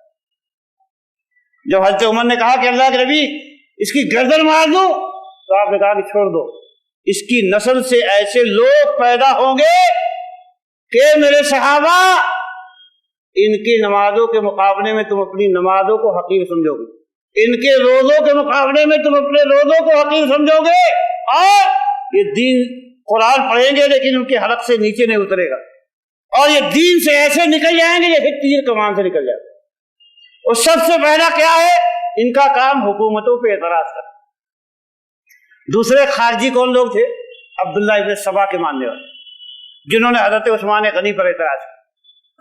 تفصیل میں جانے کا موقع نہیں ہے، میں خالی ایک کنفیوژن آپ کے دماغ سے نکالنا چاہتا ہوں کہ آپ سمجھیے۔ آج لوگ صحابہ کا نام لیتے ہیں بہت زور سے، جس طرح بہت سارے لوگ کیا رسول اللہ صلی اللہ علیہ وسلم کا نام لیتے، اتنا زیادہ نام لیتے ہیں کہ آدمی سوچتا ہے یہی محبت کرنے والے اللہ کے رسول سے کوئی محبت کرنے والے۔ ہر قدم بار بار تو کہتے ہیں اللہم صلی علی محمد، اللہم صلی علی محمد، لیکن حقیقت کیا ہے؟ کیا محمد رسول اللہ کو ماننے والے ہیں؟ یہ محمد رسول اللہ صلی اللہ علیہ وسلم کی ایک بھی بات مانتے ہیں؟ توحید مانتے ہیں؟ اتباع کتاب و سنت مانتے ہیں؟ کبھی مانتے ہیں؟ ایسے ہی بہت سارے لوگ صحابہ چلاتے رہتے لیکن صحابہ کی ایک بھی بات نہیں مانتے، اپنے اماموں کی مانتے، بزرگوں کی مانتے، صحابہ کی نہیں مانتے۔ حضرت علی رضی اللہ تعالیٰ عنہ کے زمانے میں 6000 آدمی ایک بستی میں جمع ہوئے، اور انہوں نے یہ فیصلہ کیا کہ حضرت علی سے جنگ کریں گے، صحابہ سے جنگ کریں گے۔ روز لوگ حضرت علی کے پاس آتے، کہتے کہ یہ لوگ آپ کے خلاف نکلنے والے، حملہ کرنے والے آپ۔ تو حضرت علی کیا کہتے؟ ان کو چھوڑ دو، جب تک یہ لوگ ہم پہ حملہ نہیں کریں گے تب تک ہم لوگ بھی حملہ نہیں کریں گے۔ حضرت عبداللہ ابن عباس فرماتے ہیں کہ ایک دن میں ظہر کے دوپہر میں علی رضی اللہ تعالیٰ کے پاس آیا، میں نے کہا آج آپ ذرا نماز لیٹ پڑھیے، تھوڑا ٹھنڈی کر کے پڑھیے، میں ان لوگوں کے پاس جانے والا۔ کہا بھائی مت جاؤ، مجھے ڈر ہے ان کے بارے میں۔ کہا نہیں کوئی ڈر نہیں، کہتے میں بہت اچھے اخلاق والا آدمی۔ کیا کہتے ابن عباس؟ میں بہت اچھے اخلاق والا آدمی تھا، مجھے کوئی خطرہ نہیں۔ کہا میں نے سب سے اچھا کپڑا پہنا، یمنی جبہ کھلا میں نے پہنا، اور خوب اچھی طرح بال جھاڑ کے گیا اس بستی میں جہاں پر یہ خارجی لوگ تھے۔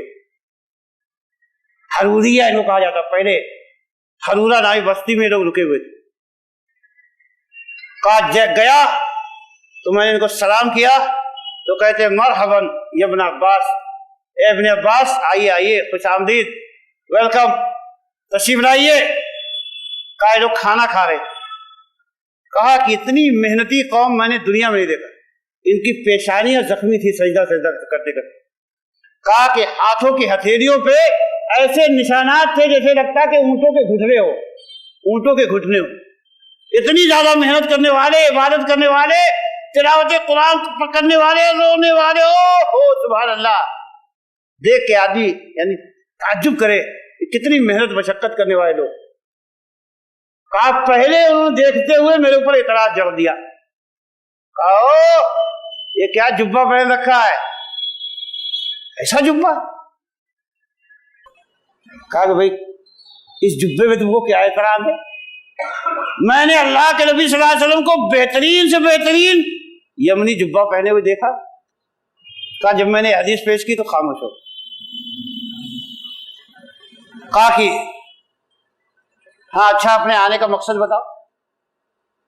کہا بھائی دیکھو میں کس کے پاس سے آیا ہوں، میں اللہ کے رسول صلی اللہ علیہ وسلم کے صحابہ کے پاس سے آیا ہوں۔ یہ جملہ دیکھو، اللہ کے رسول صلی اللہ علیہ وسلم کے صحابہ کے پاس سے آیا ہوں جن کے اوپر قرآن نازل ہوا۔ اللہ کے نبی صلی اللہ علیہ وسلم کے داماد کے پاس سے آیا ہوں جنہوں نے قرآن کے تنزیل کا مشاہدہ کیا ہے، اور ان میں سے ایک بھی آدمی تمہاری صفوں میں موجود نہیں، کوئی صحابی تمہاری صفوں میں موجود نہیں۔ آج بھی آپ دیکھیں گے کہ جتنے بھی گمراہ فرقے یا جماعتیں ہیں ان میں آپ کو علماء نہیں ملیں گے، علماء سے خالی ہوں گے۔ آج آپ بتائیے کہ جن لوگوں نے اب تک مہدیت کا دعویٰ کیا کتنے علماء ان کے ساتھ تھے؟ جن لوگوں نے مسیحیت کا دعویٰ کیا کتنے علماء ان کے ساتھ تھے؟ کہ بدعتیوں کی سب سے بڑی پہچان کہ ان کے ساتھ علماء نہیں ہوتے جو حقیقی عالم۔ وہ کہا کہ ان صحابہ میں سے تمہارے پاس ایک بھی نہیں۔ وہ کچھ لوگوں نے کہا کہ رے اس سے بحث مت کرو، اللہ نے قرآن پاک میں فرمایا قریشیوں کے بارے میں انہم قوم خصمون، کہ بڑے بحث باز لوگ ہوتے ہیں، ان سے بات مت کرو، بحث نہیں کرو۔ آج بھی لوگ کہتے علماء سے بات مت کرنا، ان کے پاس نہیں جانا۔ جتنے لوگ آج فسادی ہیں، آج جو جہادی گروپ گھومتا ہے سب سے پہلے علماء کو ڈیمیج کرتا ہے۔ آپ کبھی بھی دیکھو ان کی نشانی، کہیں گے علماء حکومت کے پٹھو ہیں، بکے ہوئے ہیں، بزدل ہیں، ان کے ساتھ اٹھنا بیٹھنا نہیں، ان کے ساتھ تعلق نہیں رکھنا، یہ سارے کے سارے بک گئے۔ سبحان اللہ، اللہ نے اس بات کا انکار کیا کہ علماء سارے کے سارے فاسد ہو جائے، سارے کے سارے بگڑ جائے، اور جاہل لوگ یہ اللہ کے دین کو اٹھا کے گھومے، ناممکن بات ہے، ایسا کبھی نہیں ہو سکتا۔ سب سے زیادہ اللہ سے ڈرنے والے، اللہ نے قرآن میں اعلان کیا ہے انما یخشی اللہ من عبادہ العلماء، کہ اللہ کے بندوں میں اللہ سے سب سے زیادہ ڈرنے والے علماء ہوتے۔ और ये उलमा को डैमेज करते। आप सोचिए, ये बड़ी पहचान। इब्न अब्बास रजी अल्लाह तआला फरमाया कि तुम्हारे पास इनमें से कोई एक भी नहीं। तो कहा इससे बहस मत करो, कुरैशी लोग बड़े बहसबाज होते हैं, अल्लाह ने फरमाया कुरान में। और कुछ लोगों ने ये कह के अलहदगी इख्तियार कर ली, चले गए। लेकिन दो तीन आदमी कहे लगे नहीं नहीं, अरे क्यों नहीं बात करेंगे, जरूर बात करेंगे। कहा जरूर बात करवाओ। कहा कि क्या एतराज है? कहा कि हमारा एतराज पहला तो ये है कि अल्लाह के मामले में उन्होंने आदमियों को हकम बनाया, फैसला करने वाला बनाया। का नंबर एक। नंबर दो क्या है? कहा कि उन्होंने जंग तो की लेकिन जिनसे जंग की उनका माले गनीमत नहीं लूटा और उनको कैदी नहीं बनाया, लौंडी नहीं बनाया, गुलाम नहीं बनाया। कहा दूसरा एतराज। तीसरा एतराज क्या है? कहा तीसरा एतराज ये है कि जब सुलह करने लगा तो उन लोगों ने कहा कि अपने नाम से अमीरुल मोमिनीन निकालो, तो इसने अपने नाम से अमीरुल मोमिनीन निकाल दिया। जब ये मोमिनों का अमीर नहीं है तो काफिरों का अमीर हुआ। आगे तीन एतराज। कहा अगर मैं कुरान और हदीस के जरिया दलाइल देकर तुम्हारी इन बातों को, तुम्हारे इन एतराजात का जवाब दे दूं तो तुम मानोगे? कहा जरूर मानूंगा। कहा ठीक है। तुम्हारा पहला एतराज कि अल्लाह के मामले में लोगों को फैसला करने वाला हकम बनाया। तुम्हारी दलील क्या है? कुरान की आयत, इनिल हुक्मु इल्ला लिल्लाह, कि फैसला सिर्फ अल्लाह का। तुमने कुरान की आयत पेश। देखो, कुरान की इस आयत का मतलब तुमने सही नहीं सुना। अल्लाह ताला ने कुरान पाक में फरमाया कि जब कोई मुहरिम और हाजी किसी वहशी जानवर को कत्ल कर दे तो उसके बदले में उसी जैसा जानवर कत्ल करेगा, उसी जैसा जानवर ज़बह करेगा।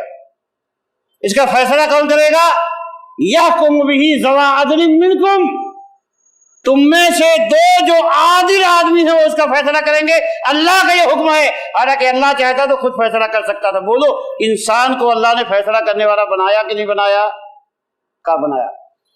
कहा कि एक मामूली जानवर का खून, उसके लिए तो इंसान को फैसला करने वाला बनाया, और इतने सारे इंसानों का खून बह रहा हो तो उसके लिए इंसान को फैसला करने वाला नहीं बनाया जा सकता। बोलो, वो हल्का है कि ये हल्का है?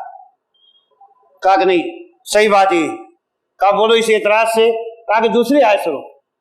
कहा कि फरमाया कि जब मर्द और औरत में इख्तिलाफ हो जाए तो फबअसू हकमन मिन अहली व हकमन मिन अहलिहा, एक हकम मर्द की तरफ से भेजो और दूसरा हकम औरत की तरफ से भेजो, फैसला करने वाला। कहा कि बताओ, एक औरत के फैसले के बारे में हकम बनाना ये ज्यादा बड़ी बात है कि बहुत सारे लोगों के खून के बारे में, माल के बारे में हकम बनाना बड़ी बात?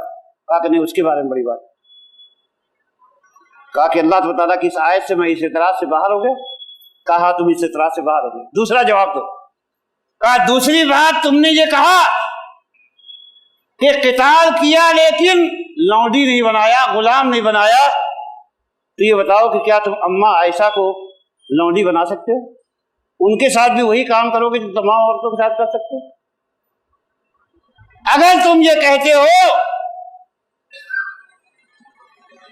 कि हाँ तो भी कुफ्र किया, और अगर ये कहते हो कि हमारी मां नहीं है तो भी तुमने कुफ्र किया। क्योंकि अल्लाह ताला कुरान पाक में फरमाता है कि अन्नबिय्यु औला बिल मोमिनीन मिन अनफुसिहिम व अज़वाजुहुम उम्महातुहुम, कि नबी उनकी जानों से भी ज्यादा मुसलमानों के हकदार है और उनकी बीवियां उनकी माएँ हैं। है कि नहीं है? कहा कि निकल गया वैसे एतराज से? कहा निकल गया। कहा तीसरे एतराज का जवाब सुनो। कहा कि हजरत अली अफजल है कि अल्लाह के नबी सल्लल्लाहु अलैहि वसल्लम? कहा नहीं, अल्लाह के रसूल। कहा कि अल्लाह के रसूल सल्लल्लाहु अलैहि वसल्लम जब सुलह करने लगे मुशरिकों से तो मुशरिकों से ने कहा था कि तुम्हारे नाम के आगे रसूलुल्लाह नहीं रहेगा। तो उन्होंने क्या कहा कि अल्लाह तो जानता है कि मैं तेरा रसूल हूं। कहा कि मिटा दो रसूल, कह दो लिखो कि ये फैसला मोहम्मद इब्न अब्दुल्लाह का सल्लल्लाहु अलैहि वसल्लम। کہا کہ کیا رسول اللہ نکالنے سے نبوت سے ان کا نام مٹ گیا؟ کہا نہیں مٹا۔ تو کہا امیر المومنین نکال دینے سے کیا امیر المومنین ہی ختم ہو گئی ان کی؟ کہا نہیں، بولو تینوں اعتراض پورا ہو گیا؟ کہا ہو گیا۔ 2000 آدمیوں نے توبہ کیا، 2000 آدمیوں نے توبہ کی۔ ایسی گمراہی پھیل جاتی، کنفیوژن ہوتا ہے۔ آدمی ظاہر میں پیش کرتا ہے تو آدمی سوچتا ہے ہاں یار تو قرآن پیش کر رہا ہے، یہ تو حدیث پیش کر رہا ہے، قرآن کی تعویل پیش کر رہا ہے۔ اللہ کے نبی صلی اللہ علیہ وسلم فرمایا تھا کہ اخوف ما اخاف علیکم کل منافق علیم اللسان، کہ میں تمہارے بارے میں سب سے زیادہ جس کا ڈر رکھتا ہوں کون ہے؟ ایسا منافق جو زبان کے استعمال کرنے کا ہنر جانتا ہے۔ اور میں آپ بتاؤ کہ تقریر کا جوش، ایک مولوی صاحب تقریر کر رہے تھے، بڑی مقفع مشجع عبارتیں، اور اس کے بیچ میں انہوں نے کہا کہ اللہ کا شکر کرو کہ تم سب جاہل ہو، اگر نہیں جاہل ہوتے تو سب کے سب وہابی ہو جاتے۔ وہ کہا نعرہ تکبیر۔ دیکھا آپ نے، منافق علیم اللسان، بات کرنے کا اگر ہنر جانتا ہے، اور پھر جو کنفیوز کرنے کا ہنر جانتا ہے۔ قرآن کی آیتوں سے کنفیوز کیسے کرتے ہیں لوگ؟ مرزا غلام احمد قادیانی سب لوگ جانتے ہیں گمراہ ہے، فاسد ہے، نبوت کا دعویٰ کیا اللہ کے نبی نے، بالکل مسلمانوں کا مسلمہ عقیدہ ہے قرآن و حدیث میں کہ اللہ کے نبی آخری نبی ہے، ان کے بعد کوئی نبی آنے والا ہے۔ لیکن ان کے ماننے والوں نے، مسلمانوں میں سے بہت سے لوگ گمراہ ہو گئے، قادیانی بن گئے کہ نہیں بن گئے؟ قرآن کی آیت ہے کہ محمد الرسول اللہ و خاتم النبیین، کہ محمد اللہ کے رسول ہیں اور نبیوں کے خاتم ہیں۔ خاتم کا معنی ساری امت کیا کرتی ہے کہ نبوت کا سلسلہ ختم ہو گیا، نہیں آپ کے بعد کوئی نبی آنے والا ہے۔ لیکن یہ لوگ کیا کہتے ہیں؟ عربی زبان میں خاتم کا مطلب ہوتا ہے انگوٹھی۔ انگوٹھی کی عربی کیا ہے؟ اسے پوچھئے، وہ کہے گا خاتم۔ خاتم مانے انگوٹھی۔ کہا کہ دیکھو انگوٹھی کیا ہے؟ انگلیوں کی زینت ہوتی ہے۔ تو یہاں پر اللہ کے نبی صلی اللہ علیہ وسلم کو خاتم بنایا گیا، مطلب یہ ہے کہ وہ نبیوں کی زینت ہے۔ یہ مطلب نہیں ہے کہ آپ کے بعد کوئی نبی نہیں آئے۔ کیسے گھما دیا آپ؟ اللہ تعالیٰ نے قرآن پاک بتایا ہے کہ اما الذین فی قلوبہم زیغ فیتبعون ما تشابہ منہ ابتغاء الفتنۃ وابتغاء تأویلہ، کہ جن کے دلوں میں کلی ہے وہ قرآن کی متشابہ آیتوں کے پیچھے پڑ جاتے، متشابہ آیتوں کے پیچھے پڑ جاتے۔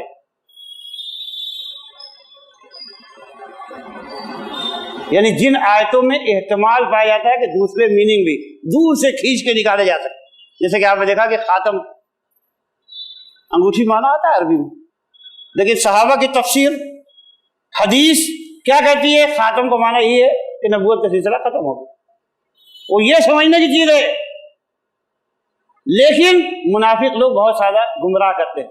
تو اس کے لیے کام کیا ہے؟ آج مسلمانوں کا سب سے بڑا کام کیا ہے، اور اہل حدیثوں کا سب سے بڑا کام کیا ہے؟ لوگوں کو علماء کے ساتھ جوڑنا۔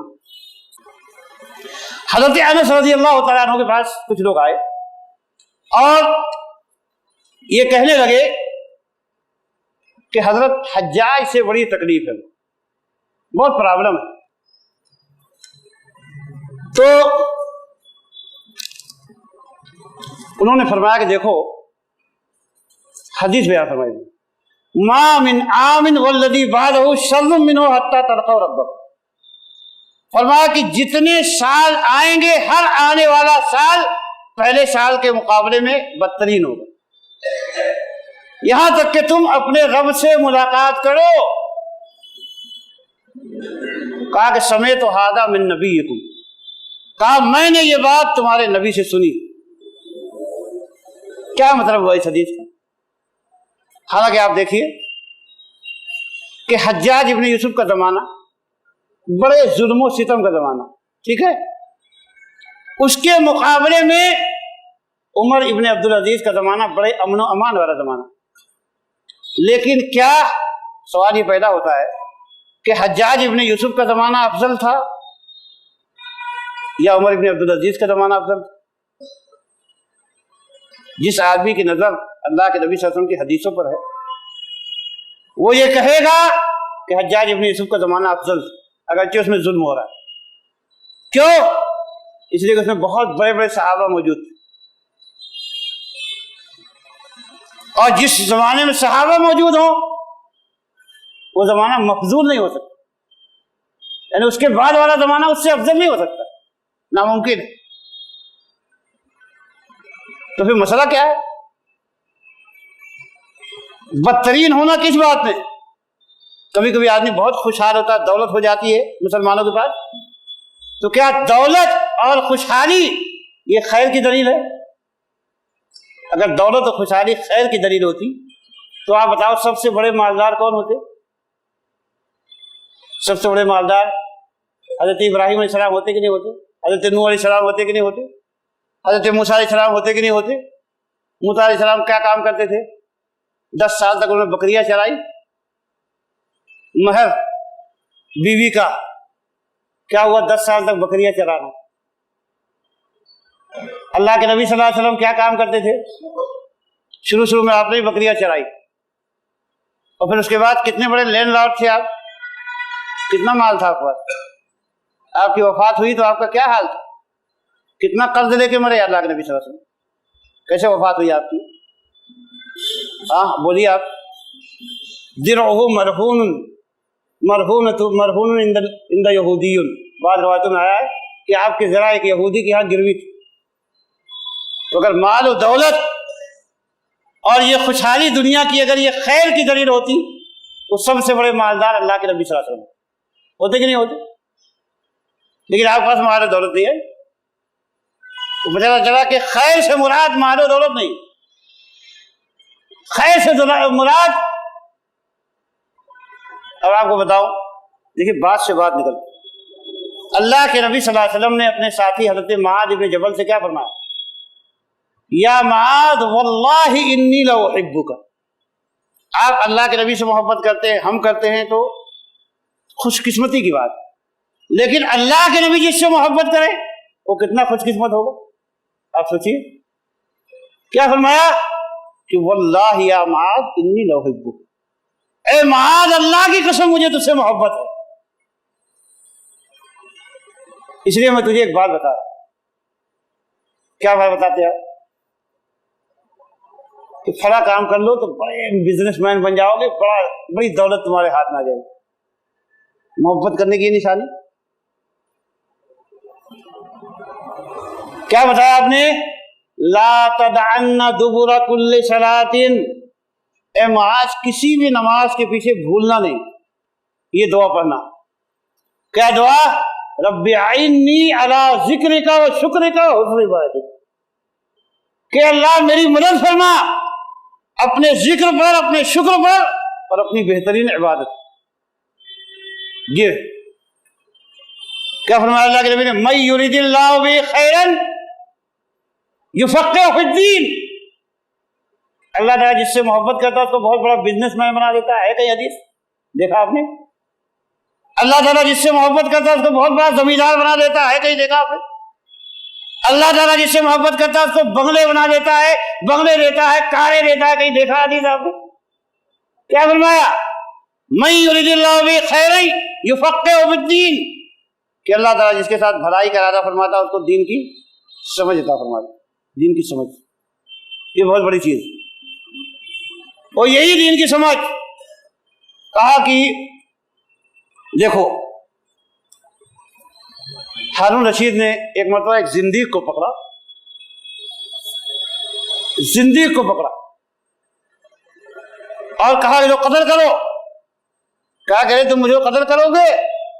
میں نے کئی ہزار حدیثیں گڑھی ہیں، حرام کو حلال بنا دیا، حلال کو حرام بنا دیا، تو کیسے چھانٹو گے اس کو؟ تو کہا کہ عدو اللہ، اللہ کے دشمن، این انت من ابی اسحاق الفزاری و عبداللہ ابن المبارک، کہا کہ اللہ کا شکر ہے کہ ہماری قوم میں ابو اسحاق فزاری اور عبداللہ ابن مبارک ہے، وہ چھلنی اٹھائیں گے اور چھان کے ایک ایک حرف نکال کے بتا دیں گے کہ یہ گڑا ہوا ہے، یہ اللہ کے نبی صلی اللہ علیہ وسلم کا کلام ہے۔ علماء اللہ کی رحمت ہے بہت بڑی، ان کو حقیر مت سمجھو، یہ اللہ کی بہت بڑی رحمت ہے۔ یہ لوگوں کو فساد سے، گمراہیوں سے، بگاڑ سے بچاتے، اللہ کی رحمتیں ان کے ساتھ ہوتی۔ عبداللہ بن مسعود رضی اللہ عنہ فرماتے کہ لا یاتی علیکم زمان الا وهو شر ممن کان قبلہ، کہ جتنے زمانے تمہارے پاس آئیں گے وہ اپنے پہلے والے زمانوں کے مقابلے میں شر ہوں گے، شر۔ پھر اس کی تشریح کیا فرمائی؟ اما انی لا آنی امیرا خیرا من امیر ولا عاما خیرا من عام، میری مراد یہ نہیں ہے کہ کوئی امیر کسی امیر سے بہتر ہوگا یا کوئی سال کسی سال سے بہتر ہوگا، ولیکن علماؤکم وفقہاؤکم یذہبون ثم لا تجدون منہم خلفاء، بلکہ میری مراد یہ ہے کہ تمہارے علماء اٹھ جائیں گے اور ان کا جانشین پیدا نہیں، ان کا جانشین پیدا نہیں ہوگا۔ وَيَجِيءُ قَوْمٌ يُفْتُونَ بِرَائِهِمْ، اس کے بعد جو لوگ آئیں گے وہ اپنی رائے سے فتویٰ دیں گے، اپنی رائے سے فتویٰ دیں گے۔ اللہ کے نبی صلی اللہ علیہ وسلم کی ایک صحیح حدیث ہے کہ ان من اشراط الساعة ان یلتمس العلم عند الاصاغر، یہ قیامت کی نشانیوں میں سے ایک نشانی یہ ہے کہ علم کو چھوٹے بھائیوں کے پاس تلاش کیا، چھوٹوں کے پاس علم حاصل کرنے کے لیے لوگ جائیں گے۔ کون ہے چھوٹے؟ عبداللہ بن مبارک نے فرمایا کہ اس سے مراد اہل بدعت، جو لوگ شرک کرنے والے، بدعت کرنے والے، خرافات کرنے والے، وہ استاد بن جائیں گے۔ اور دوسری بات کیا ہے؟ بے علم لوگ۔ آج کیا ہے مسلمانوں کا ممبر برادروں کے حوالے، برادرز، علماء پیچھے۔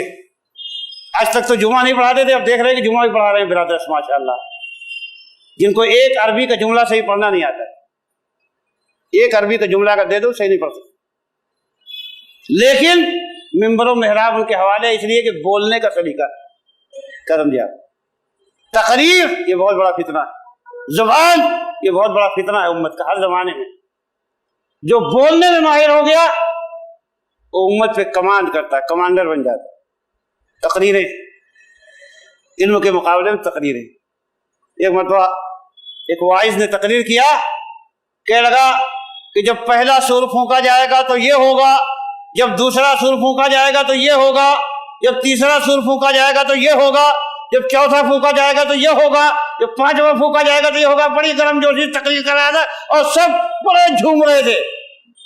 اتفاق سے ایک عالم بیٹھا تھا، کہ اللہ کے بندے اتنے سارے سور کہاں سے لے آیا؟ بس لوگوں نے پکڑ لیا اور لگے اس کی دھلائی کرنے۔ کہا کہ کمبخت ہمارے عالم صاحب کو تو جھٹلاتا ہے۔ کہا بول کہ 5 سور ہوں گے۔ اس اللہ کے بندے نے کہا نہیں، 5 سور کہو تو 10 سور بھی صحیح۔ تو یہ ہے حیثیت۔ آج جو تقریر کرنے جان گیا نا، اس کے پیچھے دنیا بھاگتی، یہ نہیں دیکھتا کہ اللہ کے بندے کے پاس کتنا علم ہے، وزن کرنا نہیں جانتا، تولتا نہیں ہے۔ جو بھی بولنے کا طریقہ ہو گیا اس کو ممبر میں اس کے حوالے کر دو، وہ قوم کو کہاں لے جائے۔ آج یہی فتنہ ہے کہ آج مسجدوں میں بم کے دھماکے ہوتے، آج مسلم کے بازاروں میں بموں کے دھماکے ہوتے ہیں، مسلمانوں پہ گولیاں چلتی ہیں، ہر ایک کافر بن گیا، منافق بن گیا، اور نہ جانے کیا کیا فتنے کھڑے ہیں۔ علماء سے دوری کا یہ نتیجہ ہے، خود سے قانون کو اپنے ہاتھ میں لے لینے کا اور قیادت کو اپنے ہاتھ میں لے لینے کا یہ نتیجہ ہے۔ عمر ابن خطاب رضی اللہ عنہ فرمایا کرتے تھے کہ جس آدمی کو کسی قوم نے علم کی بنیاد پہ سردار بنایا تو وہ قوم خود بھی بھلائی میں رہتی ہے، اس کا سردار بھی بھلائی میں رہتا ہے۔ اور جب کسی کو قوم نے جہالت کی بنیاد پہ، بے علمی کی بنیاد پہ سردار بنا دیا تو خود بھی برباد ہوتا ہے اور قوم کو بھی برباد ہوتا ہے۔ کسی شاعر نے کہا تھا کہ اذا کان الغراب رئیس قوم فیجرہم یوما الی جیف الکلاب، کہ اگر کوا کسی قوم کا رئیس بن جائے تو ایک دن کتوں کا مردار کھانے کے لیے قوم کو لے جائے گا۔ آج یہی مسئلے ہے۔ آج دیکھ رہو ہر طرف فتووں کی گرم بازاری ہے۔ کوئی بھی آدمی ایک دعویٰ کر دیتا خلیفہ کھڑا ہو گیا۔ بتاؤ اتنے جاہل لوگ ہیں کہ آپس میں لڑنے لگتے، بھاگنے لگتے اس کے پیچھے۔ ارے بھائی پہلے اس کو تولو، کیا خالی دعووں کی بنیاد پہ جہاد کا نعرہ لگا دیا اس کے پیچھے بھاگنے لگے؟ یہ دیکھو کہ جہاد کے نام پہ فساد تو نہیں کر رہا۔ جہاد کا مطلب اس کو معلوم ہے کہ نہیں معلوم ہے؟ سب سے پہلا جہاد کا پہلا اسٹیج عقیدے کی اصلاح ہے، اپنے آپ سے جہاد۔ میں کہتا ہوں یہ سب داڑھیاں مڑائے ہوئے، ٹخنے سے نیچے کپڑا پہنے ہوئے، توحید کا مطلب نہیں جانتے، اور ساری دنیا میں جہاد کے لیے گرما گرم تقریریں کر رہے۔ کسی نے کہا تھا اقیموا دولت الاسلام فی نفوسکم تقم لکم فی ارضکم، اپنے اوپر اسلام نافذ کرو، دنیا میں خود نافذ ہو جائے۔ تمہارے اوپر تو کہیں اسلام نظر نہیں آتا، سر سے پاؤں تک یہود و نصارہ کے طریقے میں، تمہارا چہرہ یہود و نصارہ کا، تمہارا کپڑا یہود و نصارہ کا، نمازیں تمہاری غائب، توحید کے مسائل نہیں جانتے، بڑی بڑی باتیں کرتے ہو۔ حضرت مدنی امام شافعی رحمۃ اللہ علیہ کے پاس آئے بحث کرنے میں، اللہ کے بارے میں بڑی بڑی بحثیں کرنے، کہا کہ یہ آسمان کے ستارے ان کے بارے میں تمہیں کتنا علم ہے؟ بگلے جھانک دیتے، کہا جو چیز تمہیں نظر آتی ہے اس کے بارے میں تمہیں علم نہیں ہے، اور جو غیب ہے پورا کا پورا اس کے بارے میں بڑی بڑی بحثیں کرتے ہو۔ کہا کہ وضو کا فلاں مسئلہ جانتے ہو؟ کہا میں حیران رہ گیا۔ دوسرا مسئلہ کہا وضو کا فلاں مسئلہ جانتے ہو؟ کہا میں حیران رہ گیا۔ کہا تیسرا مسئلہ کہا وضو کا فلاں مسئلہ جانتے ہو؟ کہا میں حیران رہ گیا۔ کہا کہ دیکھو تمہارے دین کی جو بنیادی چیز اس کے بارے میں تمہیں نہیں معلوم ہے، بڑی بڑی باتیں کرتے ہو، بڑی بڑی باتیں کرتے ہو۔ آج ایسی ہے، آپ اسے پوچھ لیجئے ایمان کے کتنے ارکان کو نہیں معلوم، توحید کی کتنی قسمیں نہیں معلوم، نماز میں کتنے ارکان ہیں، کتنے فرائض ہیں، کیا واجبات مستحبات ہیں کو نہیں معلوم ہے، وضو میں کتنے فرائض ہیں، کن چیزوں سے وضو ٹوٹ جاتا ہے نہیں معلوم۔ بڑی بڑی باتیں، قوم ملت کے فیصلے، فلاں سیاست پہ بات نہیں کر رہا ہے، قوم ماری جا رہی ہے، یہ ہو رہا ہے وہ ہو رہا ہے، اور فلاں بک گیا پچھو ہو گیا یہ ہو گیا، بڑے بڑے تبصرے ان کے سارے بڑے بڑے علماء پر۔ یہ کیا ہے؟ یہ بربادی کی نشانی ہے۔ جو لوگ راسخین فی العلم ہیں، جنہوں نے 25 سال 30 سال 40 سال قرآن و حدیث کے ساتھ لگایا ہے، وہ بیکار ہو گئے، اور تم نے چند کتابیں گوگل کے مفتی اعظم بن گئے، واٹس ایپ کے مفتی اعظم بن گئے، تم پڑھ کے۔ انا للہ و انا الیہ راجعون۔ یہ قوم کی تباہی و بربادی کی نشانی ہے کہ علماء کے ساتھ اتنی تحقیر اور اتنی تنقیص، اور اپنے ٹوٹے پھوٹے علم پہ اتنا ناز۔ نہیں اللہ کے بندو، بربادی کے راستے پہ مت جاؤ، تباہی کے راستے پہ مت جاؤ۔ تو آج سب سے بڑا کام کیا ہے؟ علماء سے جوڑنا، مجلسوں سے جوڑنا۔ ابھی کتاب التوحید اگر کوئی پڑھنے لگے تو 4 آدمی نہیں بیٹھیں گے، یہ اپنا تجربہ ہے۔ بڑے بڑے دعوے کرنے والے کتاب التوحید اگر پڑھنے لگے، حالانکہ ان کے مسائل کے بارے میں کچھ نہیں معلوم ہے، لیکن نہیں بیٹھیں گے۔ صفت الصلاۃ النبی اگر لے کے بیٹھ جائے کوئی نہیں بیٹھے گا۔ کوئی آدمی آئے مسلک بازی کے بارے میں تقریر کرے، گرم گرم جہاد کے بارے میں تقریر کرے، قوم کو ابھارے لڑائی فتنے فساد پر، پوری بھیڑ لگ جائے گی، مجمع عام لگ۔ میں بتاؤں، حضرت سلمان فارسی رضی اللہ تعالیٰ ایک مرتبہ گئے مدائن کی مسجد میں، لوگوں نے کہا صحابی رسول آئے، صحابی رسول آئے، بڑی بھیڑ لگ گئی، پوری مسجد کچا کچ بھر گئی۔ سوچا بڑی زبردست تقریر ہوگی، انہوں نے سورہ یوسف اٹھا پڑھنا شروع کر دیا۔ ایک آدمی اٹھا، 2 آدمی، 4 آدمی، 5 آدمی، 10 آدمی، پوری مجلس خالی ہو گئی سوائے چند آدمیوں کے جو بہت اللہ والے سے باقی رہے۔ کہنے لگے الزخرف القول اردتم واذا قرات علیکم القرآن ذهبتم، کیا تم چاہتے ہو کہ میں لچھے دار تقریریں کروں، اور جب قرآن پڑھ کے سنا رہا تو بھاگ گئے؟ وہی بات ہے، آج قوم کا مزاج بگڑ گیا، وہ لچھے دار باتوں کی عادی ہو گئی۔ اور میں نے کیا کہا شروع میں کہ قوم تقریر اس لیے نہیں سنتی کہ اس پہ عمل کرے گی، انا للہ و انا الیہ راجعون، اس لیے سنتی ہے کہ اس کے نالج میں اضافہ ہوگا، اس لیے سنتی ہے کہ فلاں نے کیسے تقریر کی، یا کچھ چلو ٹائم پاس کر کے آتے ہیں، بس اسی کے لیے۔ اللہ ماشاءاللہ چند اللہ کے بندے ایسے ہیں، ایسا میں نہیں کہتا، بعض بندوں کو میں نے دیکھا ہے کہ اپنی پوری دنیا لوٹا کے بھی اللہ اس کے رسول کے حکم پہ قائم رہتے۔ یہی چند اللہ کے بندے ہیں جو دنیا میں خیر و برکت کا باعث ہیں۔ ایسے بہت سے لوگ ہیں ابھی دنیا میں، ایسا نہیں ہے، لیکن اکثریت کی بات یہی ہے۔ تو اللہ کے بندو، آج سب سے بڑا کام جو اہل حدیث جماعت کا ہے وہ یہی ہے کہ علم اور نالج کو عام کیا جائے۔ آپ دیکھیے کہ آج ہمارا اس معاملے میں بہت کوتاہی ہے، بڑا جمود ہے، بڑی ذمہ داری میں کوتاہی ہے کہ جو دعوت و تبلیغ کا سسٹم تھا، جو علم کے فروغ اور نشر و اشاعت کا کام تھا، وہ ہم نے ترک کر۔ ترک کر دیا۔ آج آپ دیکھیے کہ ایک آدمی آتا تھا میاں نذیر حسین کا گلا دبانے کے، لیکن ان کی محبت، ان کا اخلاق، ان کا علم دیکھنے کے بعد ان کا گرویدہ بن جاتا تھا، ان کی قربانیاں تھیں۔ لیکن آج ہم نے یہ سوچ لیا کہ بس ہمارا کوئی کام نہیں ہے، اپنی بزنسوں میں لگ گئے، کاروبار میں لگ گئے، ترقی میں لگ گئے، اور اللہ کے دین کو چھوڑ دیا کہ جس کے حوالے کر دیا۔ آپ بتاؤ کہ خالی گھر شیطان کا ہوتا ہے کہ نہیں ہوتا؟ جب آپ نے فیلڈ کو خالی چھوڑ دیا تو ظاہر سی بات ہے کہ کنفیوژن پیدا کرنے والے کنفیوژن پیدا کریں گے۔